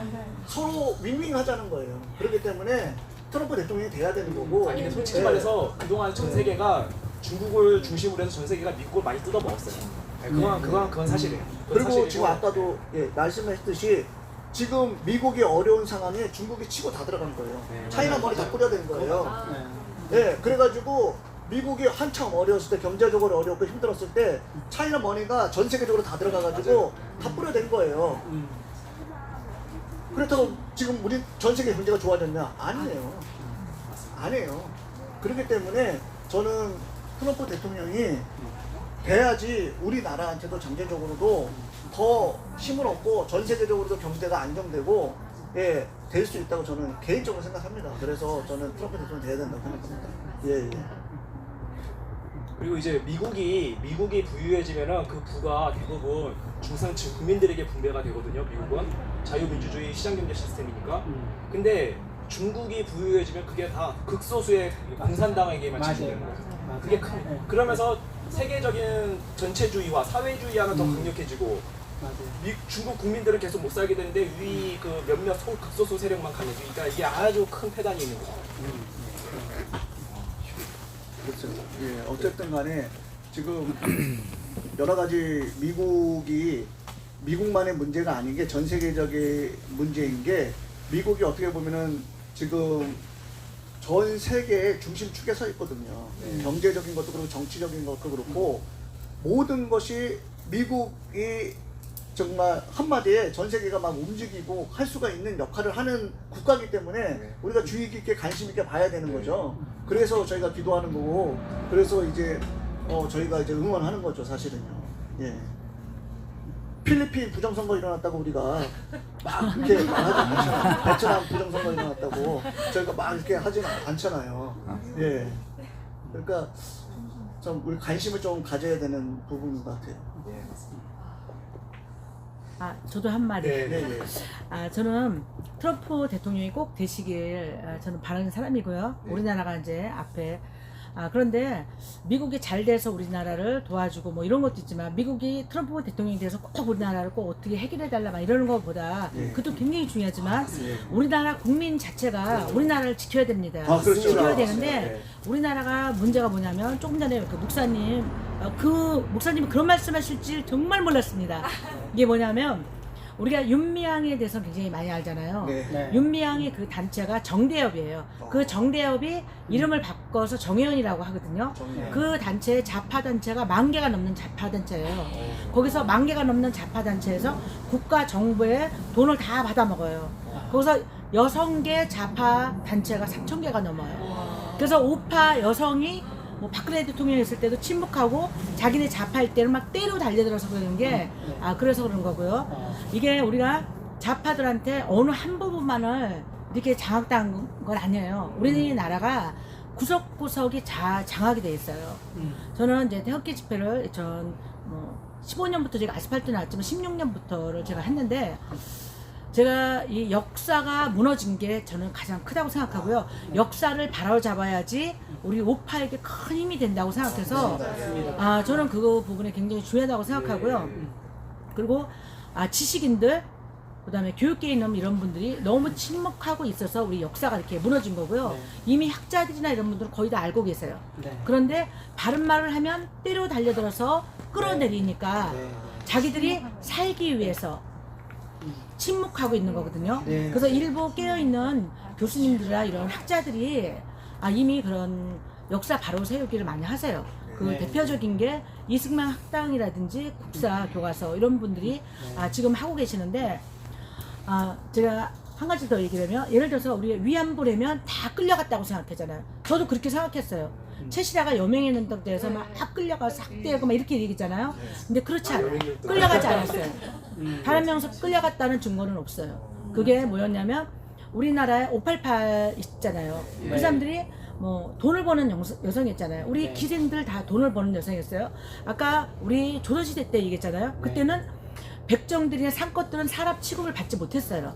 그 조선 말기에는 고종이나 우리 관료들이 정치를 못했기 때문에 이 나라가 그 조선이 패망을 한 거였거든요. 그 당시에는 중국한테 먹히든지 러시아한테 먹히든지 일본한테 먹히든지 그 중에 그래도 다행히 일본한테 먹혔기 때문에 우리나라가 그나마 머리가 깨었고 이런 상놈들이나 이런 게 많이 개선이 된 거고요. 우리 경제도 밑받침에 바탕이 좀 됐다고 생각을 합니다. 우리 외정 때 핍박을 되었고 막 학대되고 죽었다고 생각했지만 그때 외정 때가 인구가 배로 늘었어요. 이런 거 대해서 아세요? 우리나라 100원 늘었습니다.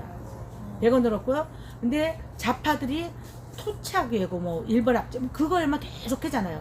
그러면서 정권을 역사를 왜곡하면서 이걸 우리나라를 다 장악이 된 거예요. 우리가 이 역사 바로 잡는 거에 대해서 우리가 집중을 해야 되고요. 아이들 교육 이거 굉장히 중요합니다. 그리고 말씀하셨다시피 위안부 끌려갔다는 단 한 사람도 없다 했잖아요. 다 돈을 받는 여성이었어요. 너무 가난했기 때문에 부모가 팔고 남편이 팔고 누가 팔고 막 이렇게 해서 간 여성들이었고 우리가 공녀들은 이 중국에서 전쟁할 때마다 중국은 1000번에 가까운 침략을 우리나라 했어요. 6.25 때까지 평생을 우리나라에게 역사 대대로 우리나라에게 해가 된 나라가 중국이에요. 중국인데 그 사람들은 찬양하고 일본은 36년에 일제 그걸 뭐 그 사람들이 잘했다는 건 아니에요. 하지만 우리나라의 경제 발전하거나 우리가 이렇게 자유대한민국으로 사는 데는 많은 밑받침이 된 나라예요. 근데도 유독 일본만 그래요. 그리고 공료로 끌려가는 데서 침묵을 안 하잖아요. 우리가 환양녀 해주면 뭐세요? 중국에서 그 끌고 간 여성을 끌고 갔잖아요. 양반이고 상남이고 다 끌고 갔어요. 그때는 많이 받쳐야 됐고 받쳤는데 엄집 자녀들은 그냥 거기서 평생을 중국에 가서 그렇게 개처럼 돼지처럼 우리가 살았고요. 돈 있는 양반집 딸들은 가서 다시 내 자식을 다시 돈 주고 사왔어요. 사온 거예요. 그러다가 나중에 노후 돼서 우리 조선으로 오면은 가족이나 자손들이 다 챙피하고 다 돌아왔어요. 그게 이게 화장년이죠. 화장이에요. 네. 그게 그 여성들은 굉장히 많이 아픈 거거든요. 굉장히 상처받는 여성이거든요. 근데 이 사람에 대해서는 왜 중국한테 보상받으라 뭐라를 안 하냐고요. 그런데 일본에 가서 돈 받은 그 위안부 여성에 대해서는 동상을 우리나라 전국에 130개를 세워놨어요. 뭐 3개가 각국에도 세웠어요. 우리나라는 자랑스러운 나라예요. 이승만 대통령 동상을 세워야 되고요. 박정희 대통령 동상을 세워서 자랑스러운 나라가 돼야 되는데 몸 파는 여성의 위안부상을 전국에 세우면 우리나라가 전국에서 그리고 전 세계에서 어떻게 생각했어요? 너네는 창녀의 나라냐? 창녀의 후손이냐? 자랑할 게 너네 나라는 코리아는 창녀밖에 그렇게 자랑할 게 없냐? 얼마나 자랑할 게 없고 내세울 사람이 없으면은 위안부상 그거를 해서 전 세계에 하겠냐? 이거 아니겠어요? 그래서 우리는 역사 바로 세우는 거에 저는 우리 국민들 스스로가 이거에 정말 이게 사실은요. 자, 이게 네. 우리나라가 일본을 싫어하는 이유가 잘 보세요. 프랑스가 독일 그렇게 싫어하진 않거든요. 예. 우리나라가 일본 싫어하는 것만큼은 싫어하지 않아요. 예. 이게 왜 그러냐면 프랑스는 독일하고 맞서 싸웠거든요. 국민들 수십만 명 죽어가면서. 우리가 일본하고한테 항복을 했을지언정 죽기 살기를 한번 싸워봤으면은 이렇게 일본 안 싫어한다고요. 근데 그냥 이게 점령 당해버린 거예요. 속국이 돼버린 거예요. 이래서 자격지심 그러지는 때문에. 아니에요, 선생님. 그 잘못된 게요. 우리는 대부분 국민들이 이완영이 나라를 팔아먹었다 했지만은 조선은 누구 나라였어요? 고조. 고종이잖아요. 고종이 팔은 거예요. 맞아, 고종이 고종. 팔았는데 5년 후에 팔은 걸 국민들이 아는 거죠. 이완영이가 무슨 자격이 있어서 맞습니다. 네, 그거 예. 맞는 선배님. 이거는 그냥 침략해서 들어와서 한 것도 아니고 고종이 자기는 매년 자기 그 조건을 다 충족을 시켜줬잖아요, 일본에서요. 그리고 그 사람이 사인하고 그 사람이 팔아먹은 거예요. 이게 우리가 역사를 바로잡지 않으면요, 우리가 앞으로 그 좌파들한테 계속 오파를 이런 식으로 공략을 하고 이 나라를 다 장악해서 지금의 꼴이 하루아침에 우리가 이렇게 된 게 아니에요. 수십 년 동안에 좌파들이 우리나라를 다 장악하면서 이렇게 됐기 때문이고요. 일본 대사관 앞에 지금 코로나 때문에 안 그렇지만요, 일본 대사관 앞에 가보세요. 초등학생부터 중고등학생을 이 바닥에 앉혀놓고요. 위안부가 하루에 50명에 100명의 남자들한테 성폭행을 할 때 이런 걸 배워요. 그 아이들이 자라서 정교조가 되는 거예요. 우리가 이런 그것도 아동학대, 만약에 우파가 만약에 그런 식으로 했다면 이 바닥에다 놓고 너는 어른한테 그런 걸 뭐 이렇게 되면 아동학대라고 아마 고소했을 거예요. 근데 지들은 잘못된 역사를 가리키면서 그 찬바닥에 아이들 앉혀놓고 그리고 그거 아동학대잖아요. 그것도 잘못된 사자. 그 아이가 성인이 돼서 건전한 결혼 생활을 할 수 있겠어요? 그래서 남자끼리 하고 여자끼리 하는 게 뭐예요? 그런 당연한 거 아니에요? 그런 식으로 그 교육받는데. 그래서 우리가 아이들 어렸을 때부터 역사 바로 잡고 역사 바로 교육시키는 거 저는 굉장히 중요하다고 생각합니다. 좋은 말씀. 전교조의 민낯도 우리가 밝혀내야 네, 돼요. 네, 이런 거 초등학교 4학년 예. 교과서의 도덕책에 보면 그 성관계에 대한 콘돔 사용법이라든지 동성애자 적극 권장하고 예. 낙태법까지 다 일일이 기술돼 있어요. 지금 포르노책, 굉장히 포르노책. 그걸 들고 일어났더니 이제 요번 국정교과서에 일부는 뺐다고 그럽니다. 근데 완전히 저희 성인들이 볼 수도 없을 정도의 19금을 갖다 초등학교 그 아이들한테 책을 어디서 구할 수 있어요? 아, 있어요. 있어요? 예. 다 포르노책이고요. 예. 그 다음에 문재인 찬양책이고요. 그게 바로 전교조의 교육 네. 방법입니다. 근데 지금 이렇게 역사 바로 세우기와 관련해서 우리나라가 하루아침에 이렇게 된 게 아니라 네. 몇십 년, 수십 년, 년 동안 아니면 하고 수백 있어요. 년, 네. 이미 수백 년 전부터 이렇게 되어지기까지의 그런 밑바탕이 우리의 어떤 민족성이라든가 들고 일어나지 못하는 그냥 누르면 누르는 대로 이렇게 살아왔던 베이스가 이 시대까지 왔다고 보거든요. 근데 이제 지금 그렇게 이제 말씀하신 것처럼 사실 지금 이 정권이 친일, 매국노, 반일 감정 일으키긴 하지만 사실은 위안부 동상 같은 것도 이용하긴 하지만 그대로 일본이 우리나라 식민지 할 때 하던 그거를 그대로 지금 답습하고 있는 거예요. 오히려 이들이 연구를 해서 일본이 우리나라를 식민화했을 때 지금 태페 문화, 지금 교과서에서 아이들 가리키는 그런 태페의 음란한 거, 성에 대한 그런 정체성이 아직 생기지도 않은 아이들한테 그렇게 교과서에서 벌써부터 성에 대해서 개방시켜버리고 책임지지 책임도 못 지는 그런 상황까지 교육을 시키는 거라든가 이런 거 보면 일본이 우리나라의 그런 뭐 화투라든가 그다음에 노름이라든가 도박이라든가 아니면 이제 음란이라든가 이런 우민화 정책을 실시했거든요. 사실은 그런 부분들을 국민들의 도덕성과 윤리적인 부분들을 이미 다 말살시켜서 그들이 정치적 목적을 이용해서 지금 권력을 유지하기 위해서 그대로 일본이 하던 것들을 연구해서 하고 있다라고 보거든요. 그거의 연장에서요. 일본이 그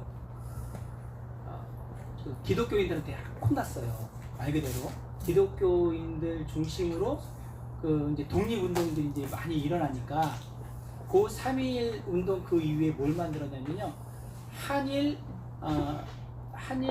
연합교회, 한일 조합교회라는 걸 만들었습니다. 한일 조합교회가 여러분들 인터넷에 한번 쳐보시면 그게 나와 있어요. 한일 조합교회인데 이건요 교회를요 분탕질하는 거예요. 그래서 지금 문재인이 지금 그 사모님 말씀하신 것처럼 일본이 했던 그 정책을 그대로 지금 하고 있다는 것 가운데 하나가 교회를 분열시키는 거예요. 그래서 지금 그 소목사님 저부터 해가지고 큰 교회 목사님들이 그 통일부 장관 이인영 그 다음에 송영길 거기랑 같이 사진을 찍으면서 북한하고 통일 뭐 하는 거를 이렇게 해놨거든요. 평화 통일 뭐 이렇게 해놨어요. 그 포럼을 하는데 큰 교회 목사님이 거기 전부 다 같이 참석해가지고 기념 사진을 찍으면서 그거를 이제 생명 살리기인가 뭐 이런 걸 했어요. 그러니까 교회를 지금 이간질 시키는 거예요. 진짜 참된 교회에 지금 정광훈 목사님 덕태에서 교회 예배를 대면 예배를 주장하고 이런 교회들을 지금 입을 다 막아버리고 분열시키는 그 일을 이 정부가 똑같이 하고 있는 거예요. 한일 조합교회를 한번 쳐보세요.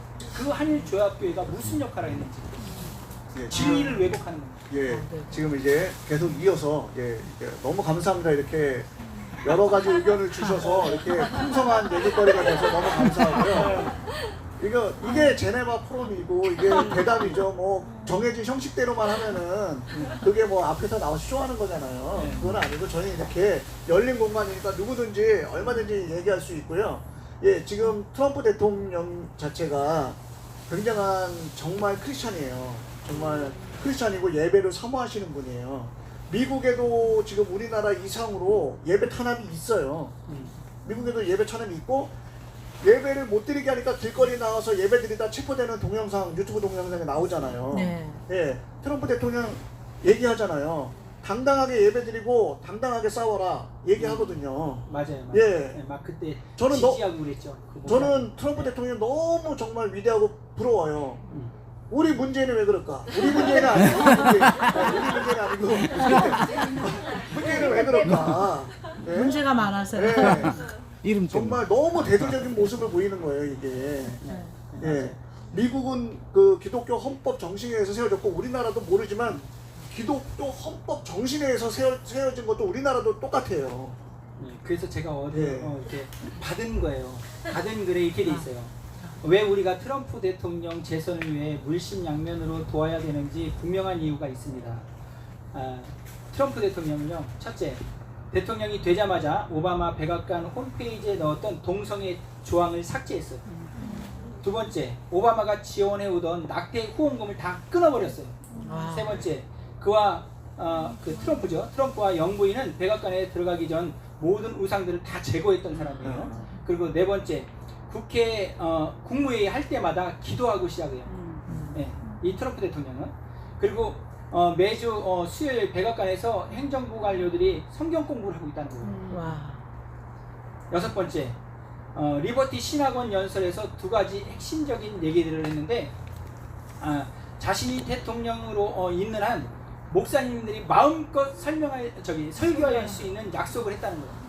그리고 두 번째는 그 우리는 정부를 섬기는 것이 아니라 하나님을 섬기는 것이다. 이러면서 사회주의 완전 그 반대되는 그 연설들을 했던 거예요. 그리고 이제 이어서 일곱 번째로 하면 기독교가 정치에 대한 발언을 못하도록 만든 존슨 조항을 폐지했어요.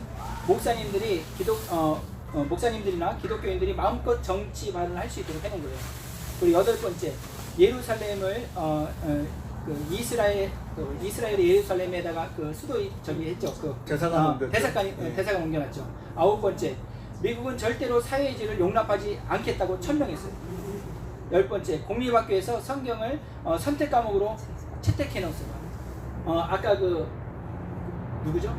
이렇게 총맞아 케네디 그래서 성경 그 학교에서 그 당연히 배웠던 거 그거 빼버렸잖아요.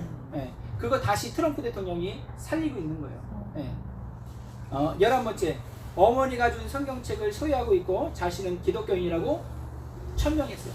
선포했거든요. 어디 가든지 자기 하나님 섬기는 사람이다 얘기하고 있어요. 12번째, 크리스마스 정신을 죽이려는 그림자 정부에 대항하여 크리스마스 정신을 새롭게 하려고 노력하고 있어요. 크리스마스 날 메리 크리스마스 이거 인사도 못하게 해놨었거든요, 미국에서. 그거 들을 때 맞아요. 걸린다 그러면 이게요 인권 침해 같은 거 되는 거예요. 이게 듣기 싫은 소리를 듣게 했다고 해서. 네, 너무 기가 막히죠. 근데 그거 메리 크리스마스 마음껏 얘기하게 해놨어요. 마지막으로 생물학적인 성만을 성으로 인정한다고 했어요. 남자는 남자, 여자는 여자, 트랜스 이런 거 인정하지 않는다는 거예요, 미국에서. 그래서 우리는 트럼프 대통령이 재선되기를 신뢰해야 된다는 거예요. 네. 이때 박수 한번 쳐주세요. 그러니까 그 미국 대통령이 이제 후보가 나오면은 이제 가장 우선순위로 이제 그 하는 공약들이 있어요. 공약들. 그러니까 공약에 따라서 유권자들이 표를 던지거든요. 공약들이 있는데 미국에는 재력 인사들, 정치 인사들이 거의 정말 3% 이상 전 세계를 주름잡고 있는 경제 인사들이 유대인들이에요. 유대인들에게 공약이 뭐냐면 미 대사관 오길게 예루살렘으로. 맞아. 예루살렘을 수도로 선포할게. 이렇게 해가지고 한 번도 지킨 대통령이 없어요. 맞아. 트럼프 때 와서 그 공약 지킨 거예요. 그 전부터 있었어요, 공약은 계속.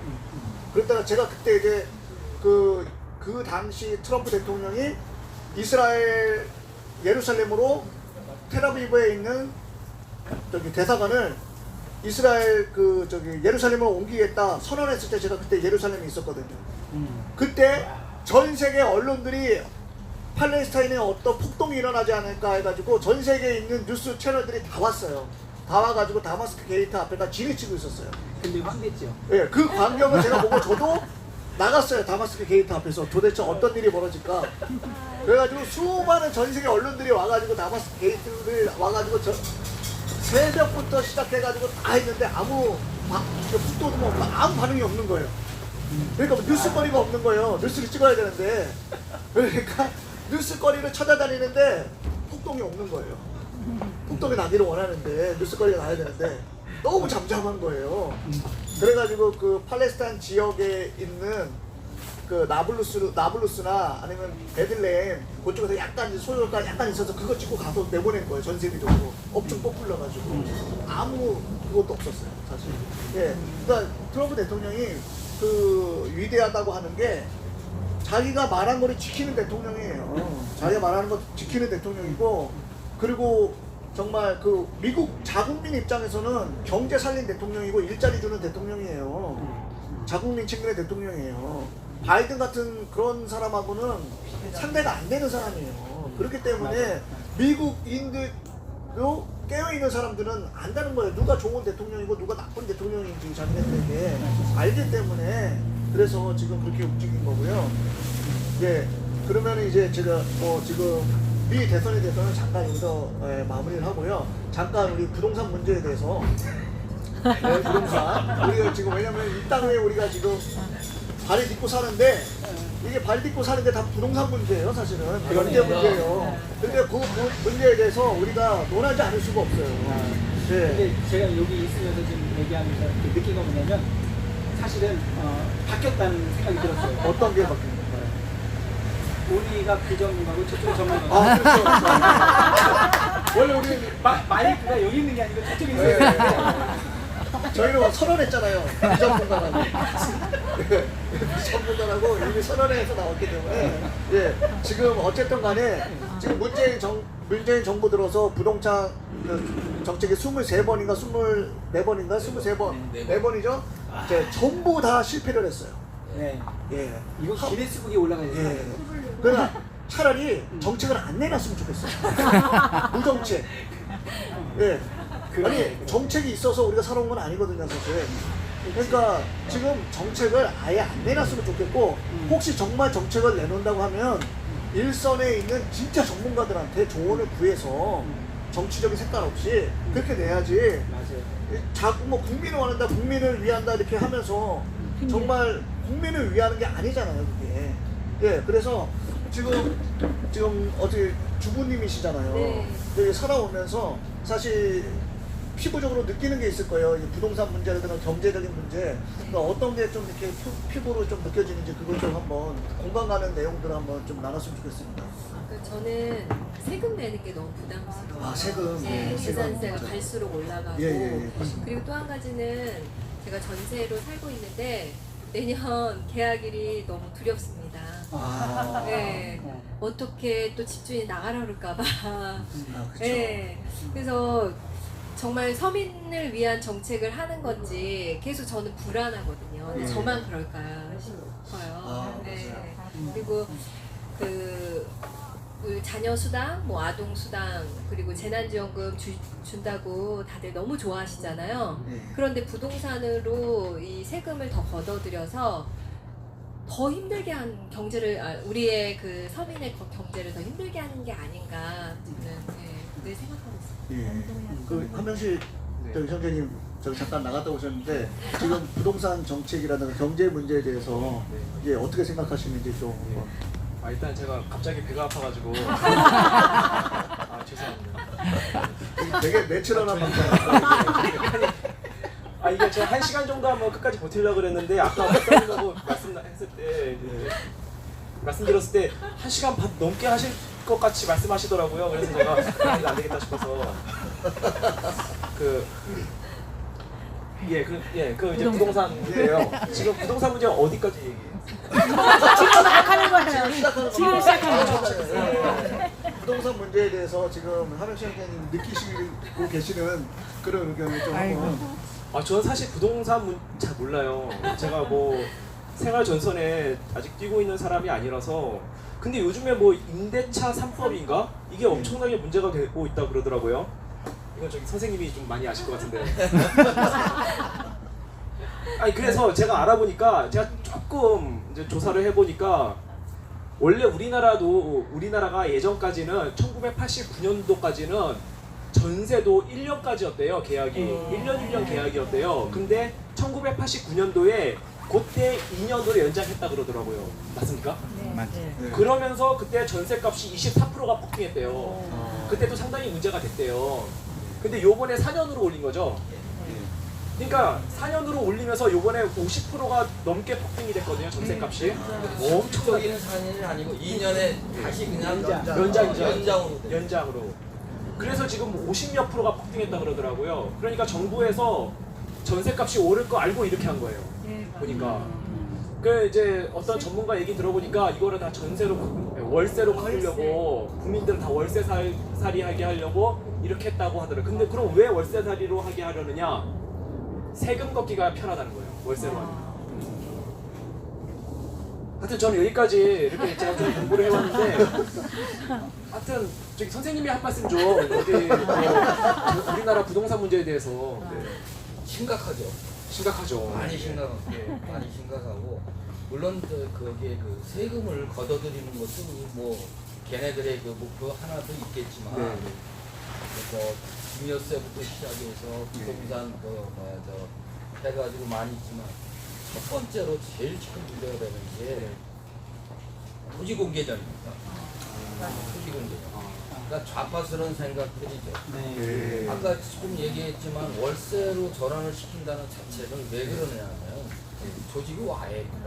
왜냐하면 월세를 살게끔 해가지고 못 사는 사람들이 결국 나중에 자꾸만 그 중간층을 없애고 빈민자들 자꾸만 양산을 시키는 거예요. 그래서 그들로 하여금 정부에 대한 공짜 물건이나 뭐 또 어떤 그 돈을 받고 그렇게 되면 자연적으로 개돼지로 사는 수밖에 없는 거죠. 예.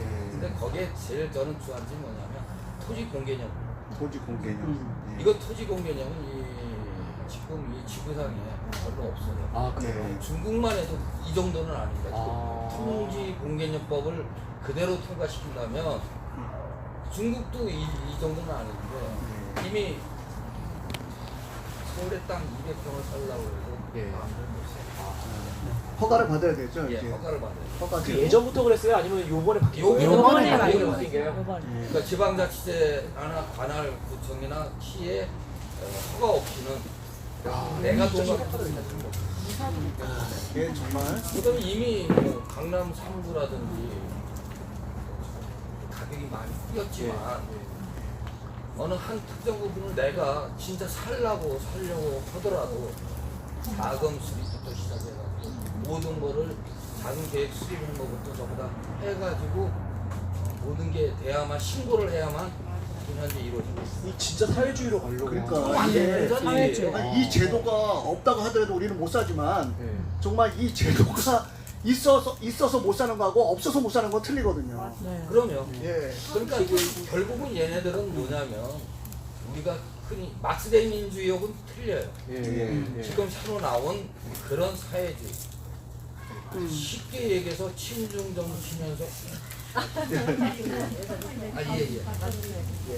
그러면서 가장 무서운 거는 결국은 토지공개념으로 이루어서 모든 이 나라를 갖다가 사회주의 공산주의로 만드는 그런 이면이 숨어 있어요. 그래서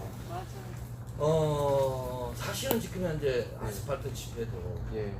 여러 가지 많이 있었지만 얘네들이 한동안 여의도에서 국회 앞에서 부동산법 개혁법이라고 해가지고 엄청나게 막 폭발적으로 일어나기 시작했었어요. 예. 많은 사람들이 모이고 네. 예. 또 시민된 단체도 참여했고 뭐 이렇게 했는데 얘네들이 봤을 때 그때 집중적으로 3월 1일부터 뭘로 했느냐면 우한폐렴으로 예, 해가지고 우한폐렴. 집회를 강력하게 좀 맞아요. 예. 어저께도 제가 광화문 갔다 왔는데 예, 오셨죠? 이거는 저 예. 부동산법하고 조금 별개 문제지만 100명 이하로 제한을 뒀거든요. 네. 예.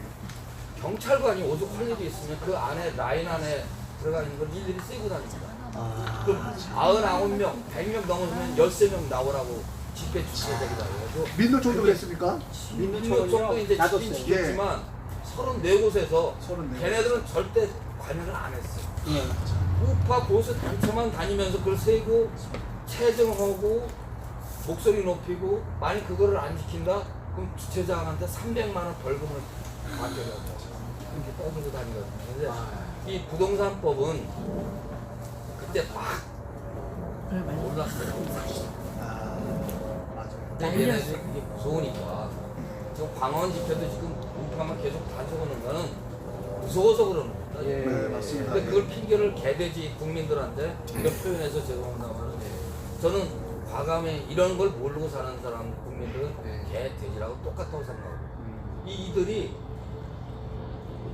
우한폐렴이라는 그걸 속여가지고 거기 있는 또 오죽하면은 살인자라고 명칭을 해요. 그러게 말이에요. 그러니까요. 네. 참. 그 노영민 비서실장이 예. 그래도 그거를 두둔하고 있는 대기문들이 진짜 한심해요. 그래서 이 부동산은 이 법 계약법도 우리가 아스팔트에 다시 나와야 되는데 하여튼 지금 현재 저는 첫째 문제가 된 게 토지 공개념. 토지 공개념. 네. 이 지금 이걸 가지고 제가 한번 이제 들어준 얘기가 있는데 그 베네수엘라가 완전히 망해버렸잖아요. 예, 그렇죠. 예. 그 베네수엘라 정책을 똑같이 했다는 얘기 지금 우리나라가. 네, 일부러 지금 아까 선생님 말씀하신 대로 중산층을 완전히 몰락시킨 거죠. 그렇죠. 지금 우리가 피부로 느끼는 것만 해도 집값, 전세값 이런 것들이 엄청 뛰었잖아요. 이거 인플레이션 이제 오는 거예요, 막. 네? 돈의 가치 이제 팍 떨어지게 있는 거거든요. 이 베네수엘라 그 정책 실패한 정책을 일부러 가서 배웠다는 거예요. 일부러 가서 베네수엘라 정책을 가지고 와가지고 여기에서 그대로 하고 있다는 거예요. 하는 것마다 실패했다잖아요. 걔네는 실패가 성공이에요. 걔네 입장에서는. 아 진짜로 되네. 베네수엘라처럼 진짜로 되네. 되네 이러고 가는 거예요. 그런데 지금 말씀하신 대로 국민들이 그냥 이 전부 다 베네수엘라 사진도 혹시 보셨는지 모르겠어요. 그 리어커에다가 돈을 이만큼 가지고 가서 닭 한 마리 가지고 리어커에다가 돈을 산더미처럼 진짜 이렇게 가면은 흘릴 것처럼 이렇게 싸놓고 가는데 그 돈 가지고 갔는데 닭 한 마리 가지고 오는 거예요. 돈도 안 훔쳐간다며요. 네? 무거워서. 그거 화장실에도 안 갖고 간다는 거예요, 그거. 그 동영상도 나와 있습니다. 네, 그죠? 그러니까 지금 이 나라를 완전히 뭉개뜨려가지고 어떻게 하냐?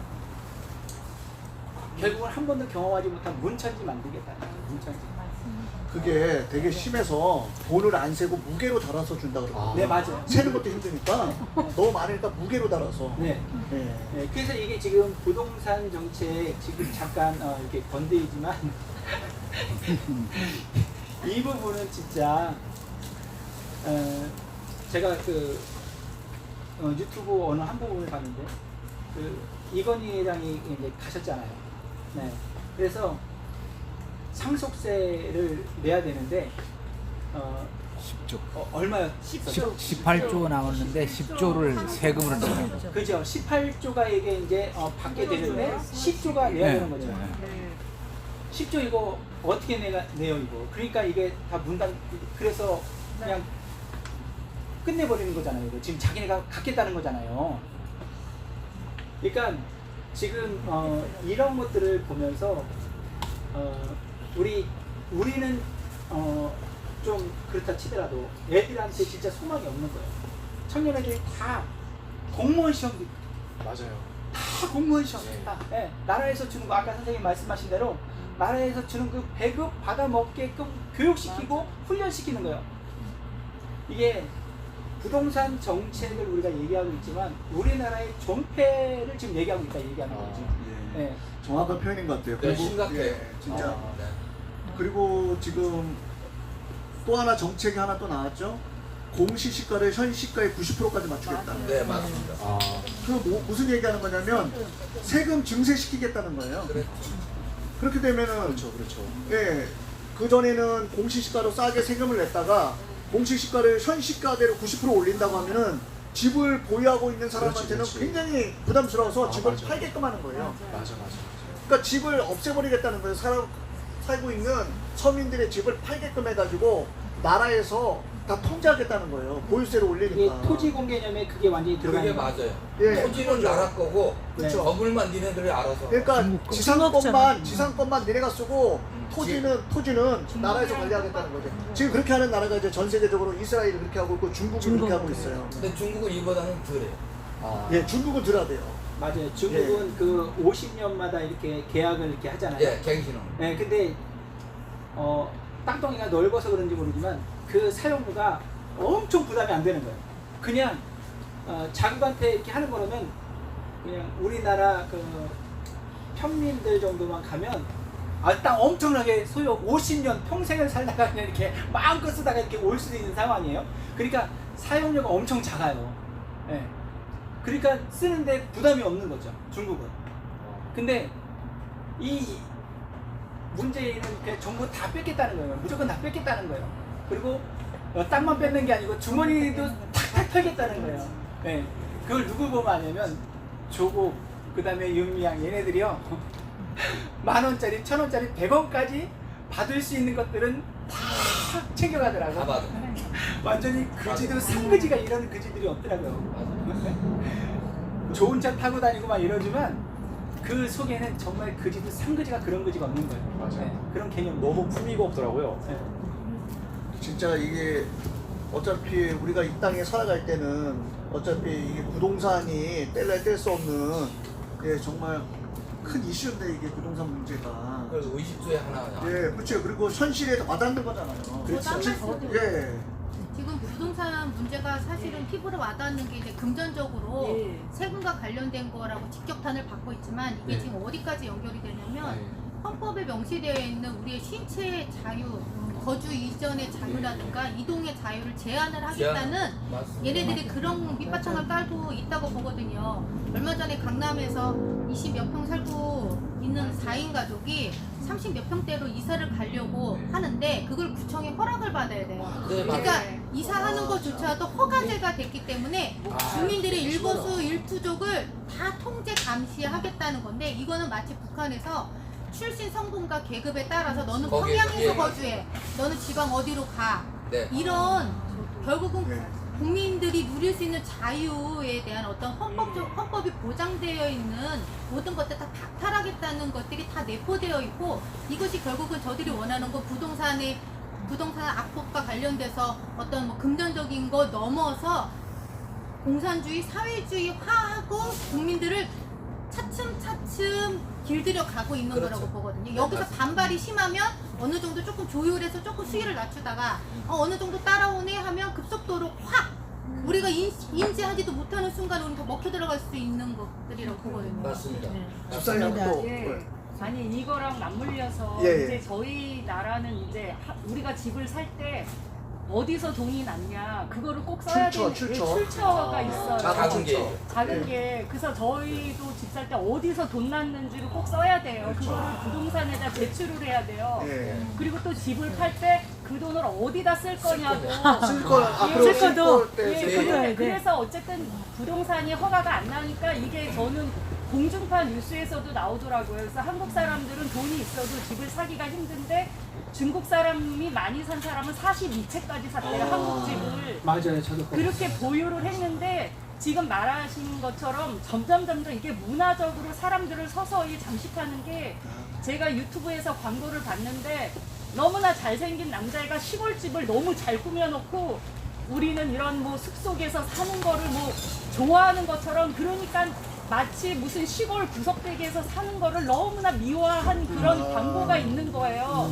그러니까 니네는 이제 개돼지들은 다 숲속에 가서 살아라. 근데 그거를 너무 잘생긴 남자애가 너무 집을 잘 꾸며놓고 그런 광고가 있는데 저는 항상 보면은 동성애 같은 것도 예전에 이렇게 먼저 그런 게 나오기 전에 광고나 무슨 문화적으로 맞아요. 서서히 밑밥을 따라줘요. 예. 그래서 내가 그 광고를 보자마자 다 구석대기에서 근데 현실은 진짜 너무나 추접스러운데 광고는 너무나 미화해서 아름답게 너무 잘생긴 애가 어디 시골 구석에서 집을 아름답게 꾸며놓고 여기가 뭐 내 집입니다 뭐 이런 식으로 광고가 나와가지고 제가 진짜 너무 참 무섭다 그런 생각이 들었습니다. 참 이게 다 예. 공감하시는 내용 같아요. 네. 이게 피부로 와닿기 때문에 저희가 인지하지 못하는 사이에 사이가 벌써 이 정도 수준까지 와버렸어요. 지금. 맞아요. 그러니까 그것뿐만 아니라 제가 이제 바이든이 되면 저는 이제 중국을 통째로 갖다 바칠 것 같은데 이제 왜를 드냐면 문화적으로 잠식을 한다는 게 저도 중국말을 좀 배워봤지만 옛날에는 베스트 프렌드 베프라고 했는데 요즘은 찐친이에요. 그게 중국말이에요. 중국어로 참진자가 쩐이라고 발음을 하는데 쩐친하면 너무 티나니까 찐친인 거고. 예. 들어본 것 같아요, 찐친. 예, 맞아요. 그리고 우리가 옛날에는 내 인생 음식, 내가 제일 좋아하는 음식, 그러니까 우리나라도 한자어권이지만 일본 한자, 중국 한자, 한국 한자가 다 틀리듯이 최라는 말이 중국 한자예요. 중국에서는 내가 가장 좋아하는 을 쯔이아이라고 최라고 하고. 예. 그래서 저는 그 말이 너무 거부감이 드는 거예요. 제가 배우는 사람으로서. 근데 그거를 방송에서도 막 얘기를 하고 그리고 제가 이제 지하철을 타면서 놀란 거는 이 지하철의 종착역은 하고 옛날에는 그렇게 얘기했어요. 이 지하철은. 근데 북한식으로 우리 지하철의 종착역은 어딥니다라고 우리로 이게 우리가 누구 우리 지하철이에요 이게. 그래서 저는 그런 게 너무 민감하고 또 한 가지는 중국 사람들은 동양 사람이지만 양반다리를 못해요. 입식이에요. 그래서 동양인 중에서 몸매가 제일 좋은 사람이 중국 사람인데 우리나라 식당들 방석집 다 이제 이런 테이블로 바뀌시는 거 보셨을 거예요. 봤어요. 그러니까 그 정도로 우리나라에 지금 중국 사람이 있기 때문에 모든 문화적인 게 최적화로 중국 사람한테 맞춰져 간다. 그래서 저는 그런 거 보면서 너무 안타깝고 진짜 마라탕 양꼬치 측은 지금 수없이 많고 예 지금 강원도까지도 차이나 엄청 큰 타운으로 만들고 춘천에 춘천에 춘천에 지금 김진태 의원이 만일 당선됐으면 예, 예. 그걸 막으려고 강원도도 그래요. 강원도도 근데 결국은 예예 여기 또 유적지가 발견된 곳이라고요. 예예 맞아요. 예. 그래서 알게 모르게 정말 문화적으로 서서히 이렇게 중국화로 밑밥을 깔아놓는데 아무것도 모르고 정말 다 따라하는 거가 제가 볼 땐 너무나 안타깝다. 거기서 예, 대부분의 심각해요. 국민들이 뭐라고 그러냐면 내가 취재한 것도 있었지만 뭐라고 그러느냐면 반중을 하게 되면 예. 우리나라 경제 나간다. 니네들이 지금 공산품이라든지 생필품 쓰는 중에서 중국산이 아닌 게 없다. 이렇게 얘기를 하거든요. 물론 어느 정도의 타격은 있을지 모르지만 근본적으로 나라가 멸망하는데 그거는 우리가 고통을 겪고 나가야 돼요. 네, 맞아요. 그럼요. 우리나라 물건도 써야만 우리 그렇죠. 자국민 것도 그럼요. 써야만 네. 경제가 돌아가는 거예요. 그렇죠. 근데 네. 가격이 비싸다 이 얘기인데 그건 우리가 고통을 참아야 돼. 네. 근데 맞아요. 진짜로 맞습니다. 중국의 속국이 안 되려면 네. 이 반중에 대한 이 어젠다도 근데 이걸 제도권이 해줘야 되거든요 사실은. 시민단체나 일개 그 1인 유튜버 크리에이터들이 해서는 안 된다는 말입니다. 근데 지금 있는 제도권 애들이 이 양반들이 해줘야 되는데 그 자체도 80%가 친중주의자들이에요. 네, 맞습니다. 그래서 그걸 반중을 안 하고 있습니다. 그럼 결국은 앞날이 무섭긴 무서운데 그래도 일부 이렇게 그 모여 있는 반중 애국 시민들이 있으니까 그렇게 호락호락 넘어가지는 않을 거예요. 그 목요일이었나요? 목요일 날 그 명동에 잠깐 갔었어요.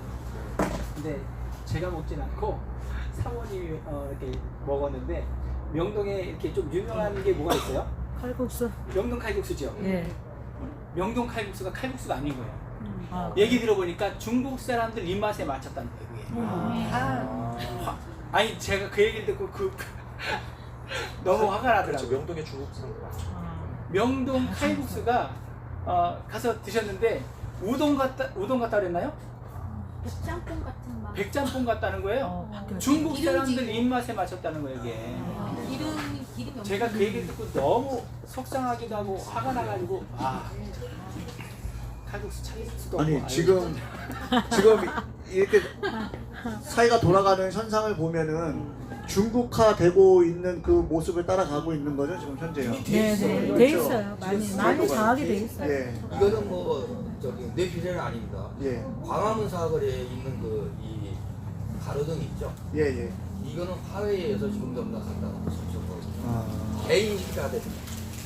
페낭 그 프로젝트 뭐 그런 거 예. 주로 예, 또 스마트 시티라는 것도 있죠. 예. 그러니까 지금 계속 진행되고 있습니다. 네 그러겠네요. 그러니까 심각해요. 이 자체가 한국 정부에서 관리하는 게 아니라 이게 중국의 화웨이 거니까 예. 그 정보가 중국으로 전부 다 그게 내장이 되어 있거든요. 그러니까 함부로 가령 내가 반중을 외쳤다. 지금 뭐 이게 부분이 있겠지만 예. 반중을 외쳤던 사람 중에 하나거든요. 예. 작년 한 해 동안 예. 저 마음대로 중국 못 가요. 이미 모든 그 정보 시스템이 이제 그 출입국 관리하는 데부터 다 직접 영상은 안 들어가 나왔는데 있죠. 예. 지금 통신 들리는 뭐 이런 아웃사이더 해가지고 것도 공항에서 통신 바로 이런 것도 다 하회예요. 그러니까요. 굉장히 공항에서 심각해요. 바로 수갑해요. 네. 참 진짜 네. 사회 전반에 걸쳐서 부동산뿐 아니라 모든 걸 거쳐서 중국 영향권 안에 안 들어가는 게 없는 예. 현재 우리나라 상황. 심각합니다. 그래서 이제 네. 답은 아스팔트에 있어요. 네. 제도권이 안 나오지 않습니까? 예예. 하다못해 기자회견이라도 해주면 예예예. 공영방송이 안 되면 지금 채널A나 TV조선은 해주거든요. 예예. 왜 그러냐? 친중이기 때문에. 예. 또 한 가지. 그래서 적은 인원이 남아 강화문이 됐든 서초동이 됐든 네. 국회의사당 앞이든 동부지검이든 대검찰청 앞이든 답은 앞으로 아스팔트밖에 없어요. 네. 나와야 됩니다. 네. 나와서 그건 좌우를 떠나서입니다. 네. 대한민국 우리가 삼종권에 걸려있기 네, 때문에 맞습니다. 네. 이념을 떠나서라도 네. 지금 현재 중도라고 자처하고 있는 청년들 3, 40대 이들이 나와야 되거든요. 네. 근데 네. 안 나와요. 네. 근데 그 앞으로 나올 걸 기대하고 나오리라고 봅니다. 왜? 정의는 꼭 이겼습니다. 네, 예, 아멘. 예, 네, 맞습니다. 아멘. 네, 네. 그 지난번에 그 가문 세종대왕 동상 앞에서 매일 8시부터 주권 회복 가문 기도회 하시는 목사님들 계시잖아요. 아, 예. 네, 네. 지난주 토요일 날에 그런 말씀 하셨거든요.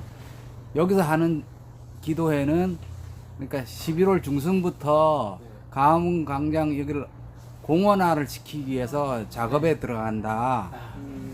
그게 2년 동안 그 2년이라는 게 문재인이 그 임기하고 딱 맞춘 거예요. 그러니까 문재인이 임기 동안에는 가문에서 집회 뭐 이런 거를 아예 못 하도록 이렇게 막아버린 거예요. 예.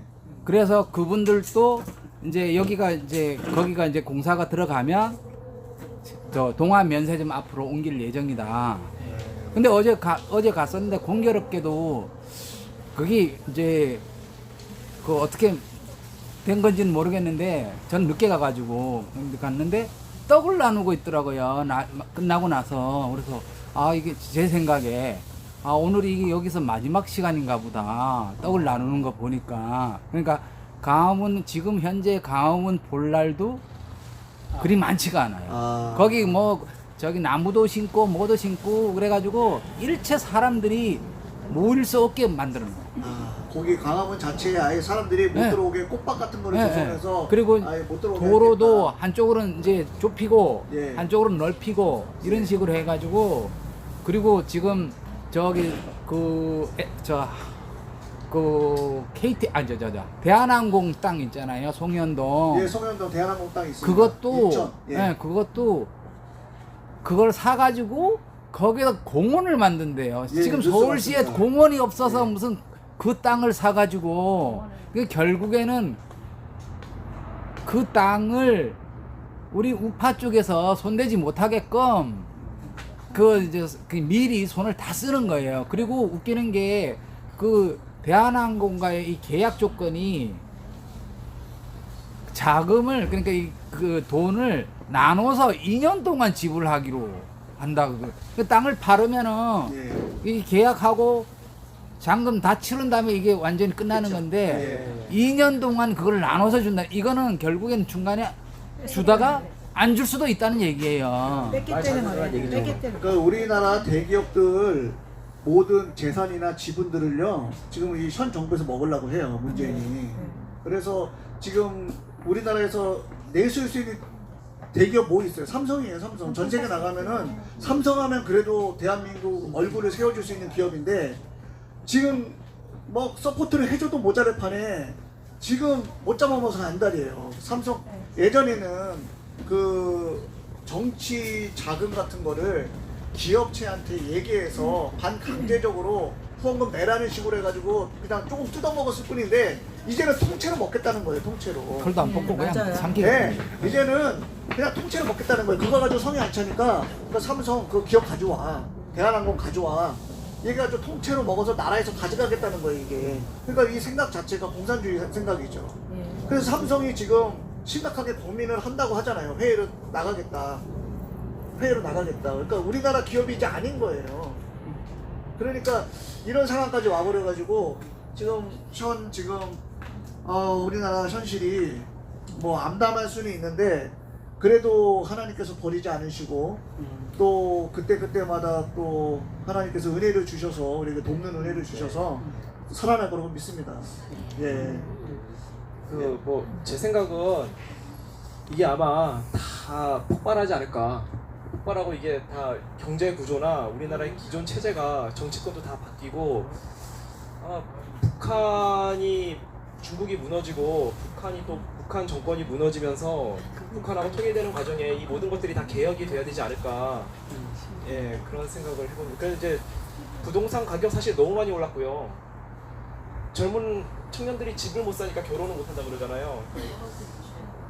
그러니까 이게 사실 부동산 가격 이거 좀 내려야 되고 이거 하려면은 아마 이승만 대통령이 우리나라 6.25 끝나고 나서 그 토지 개혁을 했던 아마 그거에 버금가는 그냥 그런 생각이 듭니다. 만약에 이제 북한하고 통일되고 이 모든 게 다 뒤바뀌는 그런 시기가 오면은 전반적인 개혁이 있어야 되지 않을까 이런 생각이 그냥 갑자기 들었습니다. 예, 한마디만 하고 우리 네네. 돌아가면서 이제 마지막으로 이제 한마디씩 하시고 장시간 동안 긴 레이스를 좀 네. 펼쳤는데 이제 마무리를 좀 하려고 합니다. 예. 근데 이제 어쨌든 간에 우리 장윤태 목사님부터 저기 하고 싶은 말씀을 좀 이렇게 해주시고 돌아가면서 이제 마무리를 좀 하도록 하겠습니다. 예. 예. 그 지금 그 좌파 이들이 계속해서 이 나라를 먹고 있는데 이제 그 정말 눈앞에 있는 것 같아요. 이들이 하나 내세운 게 있는데 우리나라가 지금 삼권 그 분립에 의해서 완전하게 이렇게 이제 민주주의가 이렇게 되어져 가고 있는 나라잖아요. 그런데 그 삼권 그 위에 뭐 하나 두려고 그러잖아요. 국가인권위원회. 공수처. 국가인권위원회를 더 가지고 그 지금 그 삼권이 어떻게 되죠? 그 입법기관, 사법기관, 그다음에 행정 이렇게 돼 있잖아요. 네. 요 세 개가 서로 이렇게 견제하면서 민주주의를 정말 꽃피우고 있는 이 자유 대한민국에 그 삼권 그 위에 국가인권위원회를 줘가지고 국가인권위원회에서 허락하는 법을 상정하는 거예요. 국가인권위에서 아니라고 하면은 재판에서 기라고 해도 뒤집을 수 있는 거예요. 국가인권위원회에서 행정 자체를 다 통제하는 거예요. 이게 국가인권위원회를 제일 상위에다 좀 두려고 그러는데 얘네들이 지금 그거인 거거든요. 그래서 얘네들이 막 놓고 뭐 부동산법서부터 해가지고 뭐 지금 막 이런 것들을 쏟아내도 조용히 있는 이 상황에서 괜찮다. 이때다라고 해놓은 것이 국가인권위원회예요. 이 3권 제일 위에 올려놓는 거예요. 그래서 이 부분만큼은 좀 막아야 되는 상황에서 지금 오늘 우리가 이렇게 많은 얘기들 했던 것 가운데 어떤 느낌이 드는가? 어떻게 할 수 있어? 너무 좌절이라는 거죠. 너무 암담한 거죠. 그럼에도 불구하고 한 사람으로 시작하는 거잖아요. 두 사람이 되는 거고, 두 사람이 네 사람이 되는 거고, 살아있는 사람이 살리는 거고, 네. 살아있는 사람이 살려낼 수 있는 거예요. 그래서 이 암담함이지만 그래도 하나님의 섭리 가운데 이 자유 대한민국은 반드시 선교사들이 그랬어요. 너무 암담한 거예요. 그분들이 보기에도 은둔의 나라에서 은둔의 나라, 하나님이 숨겨놓은 나라예요. 숨겨놓은 나라였던 거예요. 이제 정말 꽃이 피우려고 하는 그 상황에서 너무 암담한, 정말 어둠이 너무 짙은 이 상황이지만 살아있는 사람들이 계속해서 나는 살아있다라는 것을 표현할 때 다른 사람들 같이 살게 되고 이 나라가 살 것으로 제가 소망하고 바라봅니다. 네, 감사합니다. 예, 감사합니다. 아니, 저는 그냥 전반적으로 들었던 생각이, 야, 이거 도대체 소망이 안 보인다. 이거 정치권도 다 썩었고 경제도 다 이게 무너져가고 있고, 그래서 아까 말씀드린 것처럼 이 땅에 새로운 나라가 만약에 북한하고 통일이 되고 새로운 나라가 세워지는 그런 은혜를 하나님 아버지께서 베풀어 주신다면은, 야, 이게 법도 다 좀 하나님의 법에 맞게 이렇게 고쳐야 되고, 부동산도 이게 이게 제가 오해하지 마시고, 이거 시장 경제 쪽으로 돌아가자는 얘기입니다. 이게 토지 개혁이 좀 필요하다. 예, 뭐 너무나 이게 부가 한 곳에 다 몰려 있고, 또 이거를 정부에서도 이거를 다 움켜쥐려고 하다 보니까 이게 지금 땅값도 집값도 너무 오르고, 그래서 토지 개혁도 좀 필요하다, 이 생각도 좀 들고요. 뭐 하여튼 좀 그런 생각이 들었습니다. 예. 저는 오늘 나와서 많은 것을 제가 많이 들은 것 같아요. 근데 알고 보는 거랑 세상을 모르고 보는 거랑은 너무 차이가 클 것 같아요. 그래서 가족을 사랑하고 또 우리 자녀들을 사랑하시는 분들은 깨어 있으신 분들은 하나님께서 기도도 시키실 것 같고요. 또 전할 수 있는 사람은 또 하나님께서 입을 열어서 전하게 하실 것 같아요. 오늘 제가 이렇게 보이는 주의 길 TV나 무궁화 TV, 또 여기 유튜버님 아다미 TV 이런 방송을 조신사 TV. 네. 공유해 줄 분들은 많이 공유해 주시고요. 그리고 진짜 내가 나한테 딱 오는 것들이 있잖아요. 그거는 정말 그 사명감을 가지고 예, 주변에 있는 사랑하는 분들에게 전하면 참 좋겠다. 네. 저 오늘 그런 생각했습니다. 아, 예. 네, 우선은 저기 지루하시진 않으셨어요? 아니요. 잠시만 지루하시지 않으셨죠? 혹시 이렇게 누구나 편안하게 이렇게 참여할 수 있는 자리니까 저한테 말씀해 주시거나 한윤식 선생님한테 말씀해 주시면 패널로 같이 참석하셔서 이렇게 같이 말씀 나눌 수 있습니다. 이게 서로 나눌 수 있는 자리가 마련되는 게 너무 감사하고요. 예, 저희가 원하던 원치 않던 간에 이제 시대는 초하이퍼 인플레이션으로 갈 것 같아요. 예, 계속 물가는 높아지고 맞아요. 계속 우리 삶은 힘들어질 수가 있어요. 근데 이 역사를 놓고 보면은 항상 공황도 대공황도 있었고요. 그 어려운 시기마다 살아오신 분들이 또 계셨어요. 또 인지하지도 못했지만 또 지나가고 이렇게처럼 우리가 이 시대를 살고 있으면서 또 겪을 것, 또 우리 후세대가 또 앞으로 겪을 것들이 역사 속에서 계속 다람쥐 쳇바퀴 돌듯이 계속 돌아가요.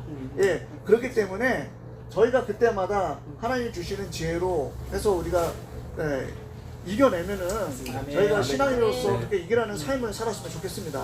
예, 그래서 저희들이 결코 좌절하거나 포기하지 말고 저희들이 하나님이 주신 저희들의 그 자리에서 저희들의 목소리를 내고 또 삶으로서 우리가 신앙을 지켜나가고 믿음을 지켜나가고 살아가면은 하나님께서 그때그때 이길 수 있는 돕는 손길들을 또 허락하시고 돕는 은혜를 허락해 주실 거라고 믿습니다. 예, 오늘 장한 시간 동안 너무 수고 많이 하셨습니다. 우리 박수. 네, 지금까지 수지 한미 연합교회에서 저희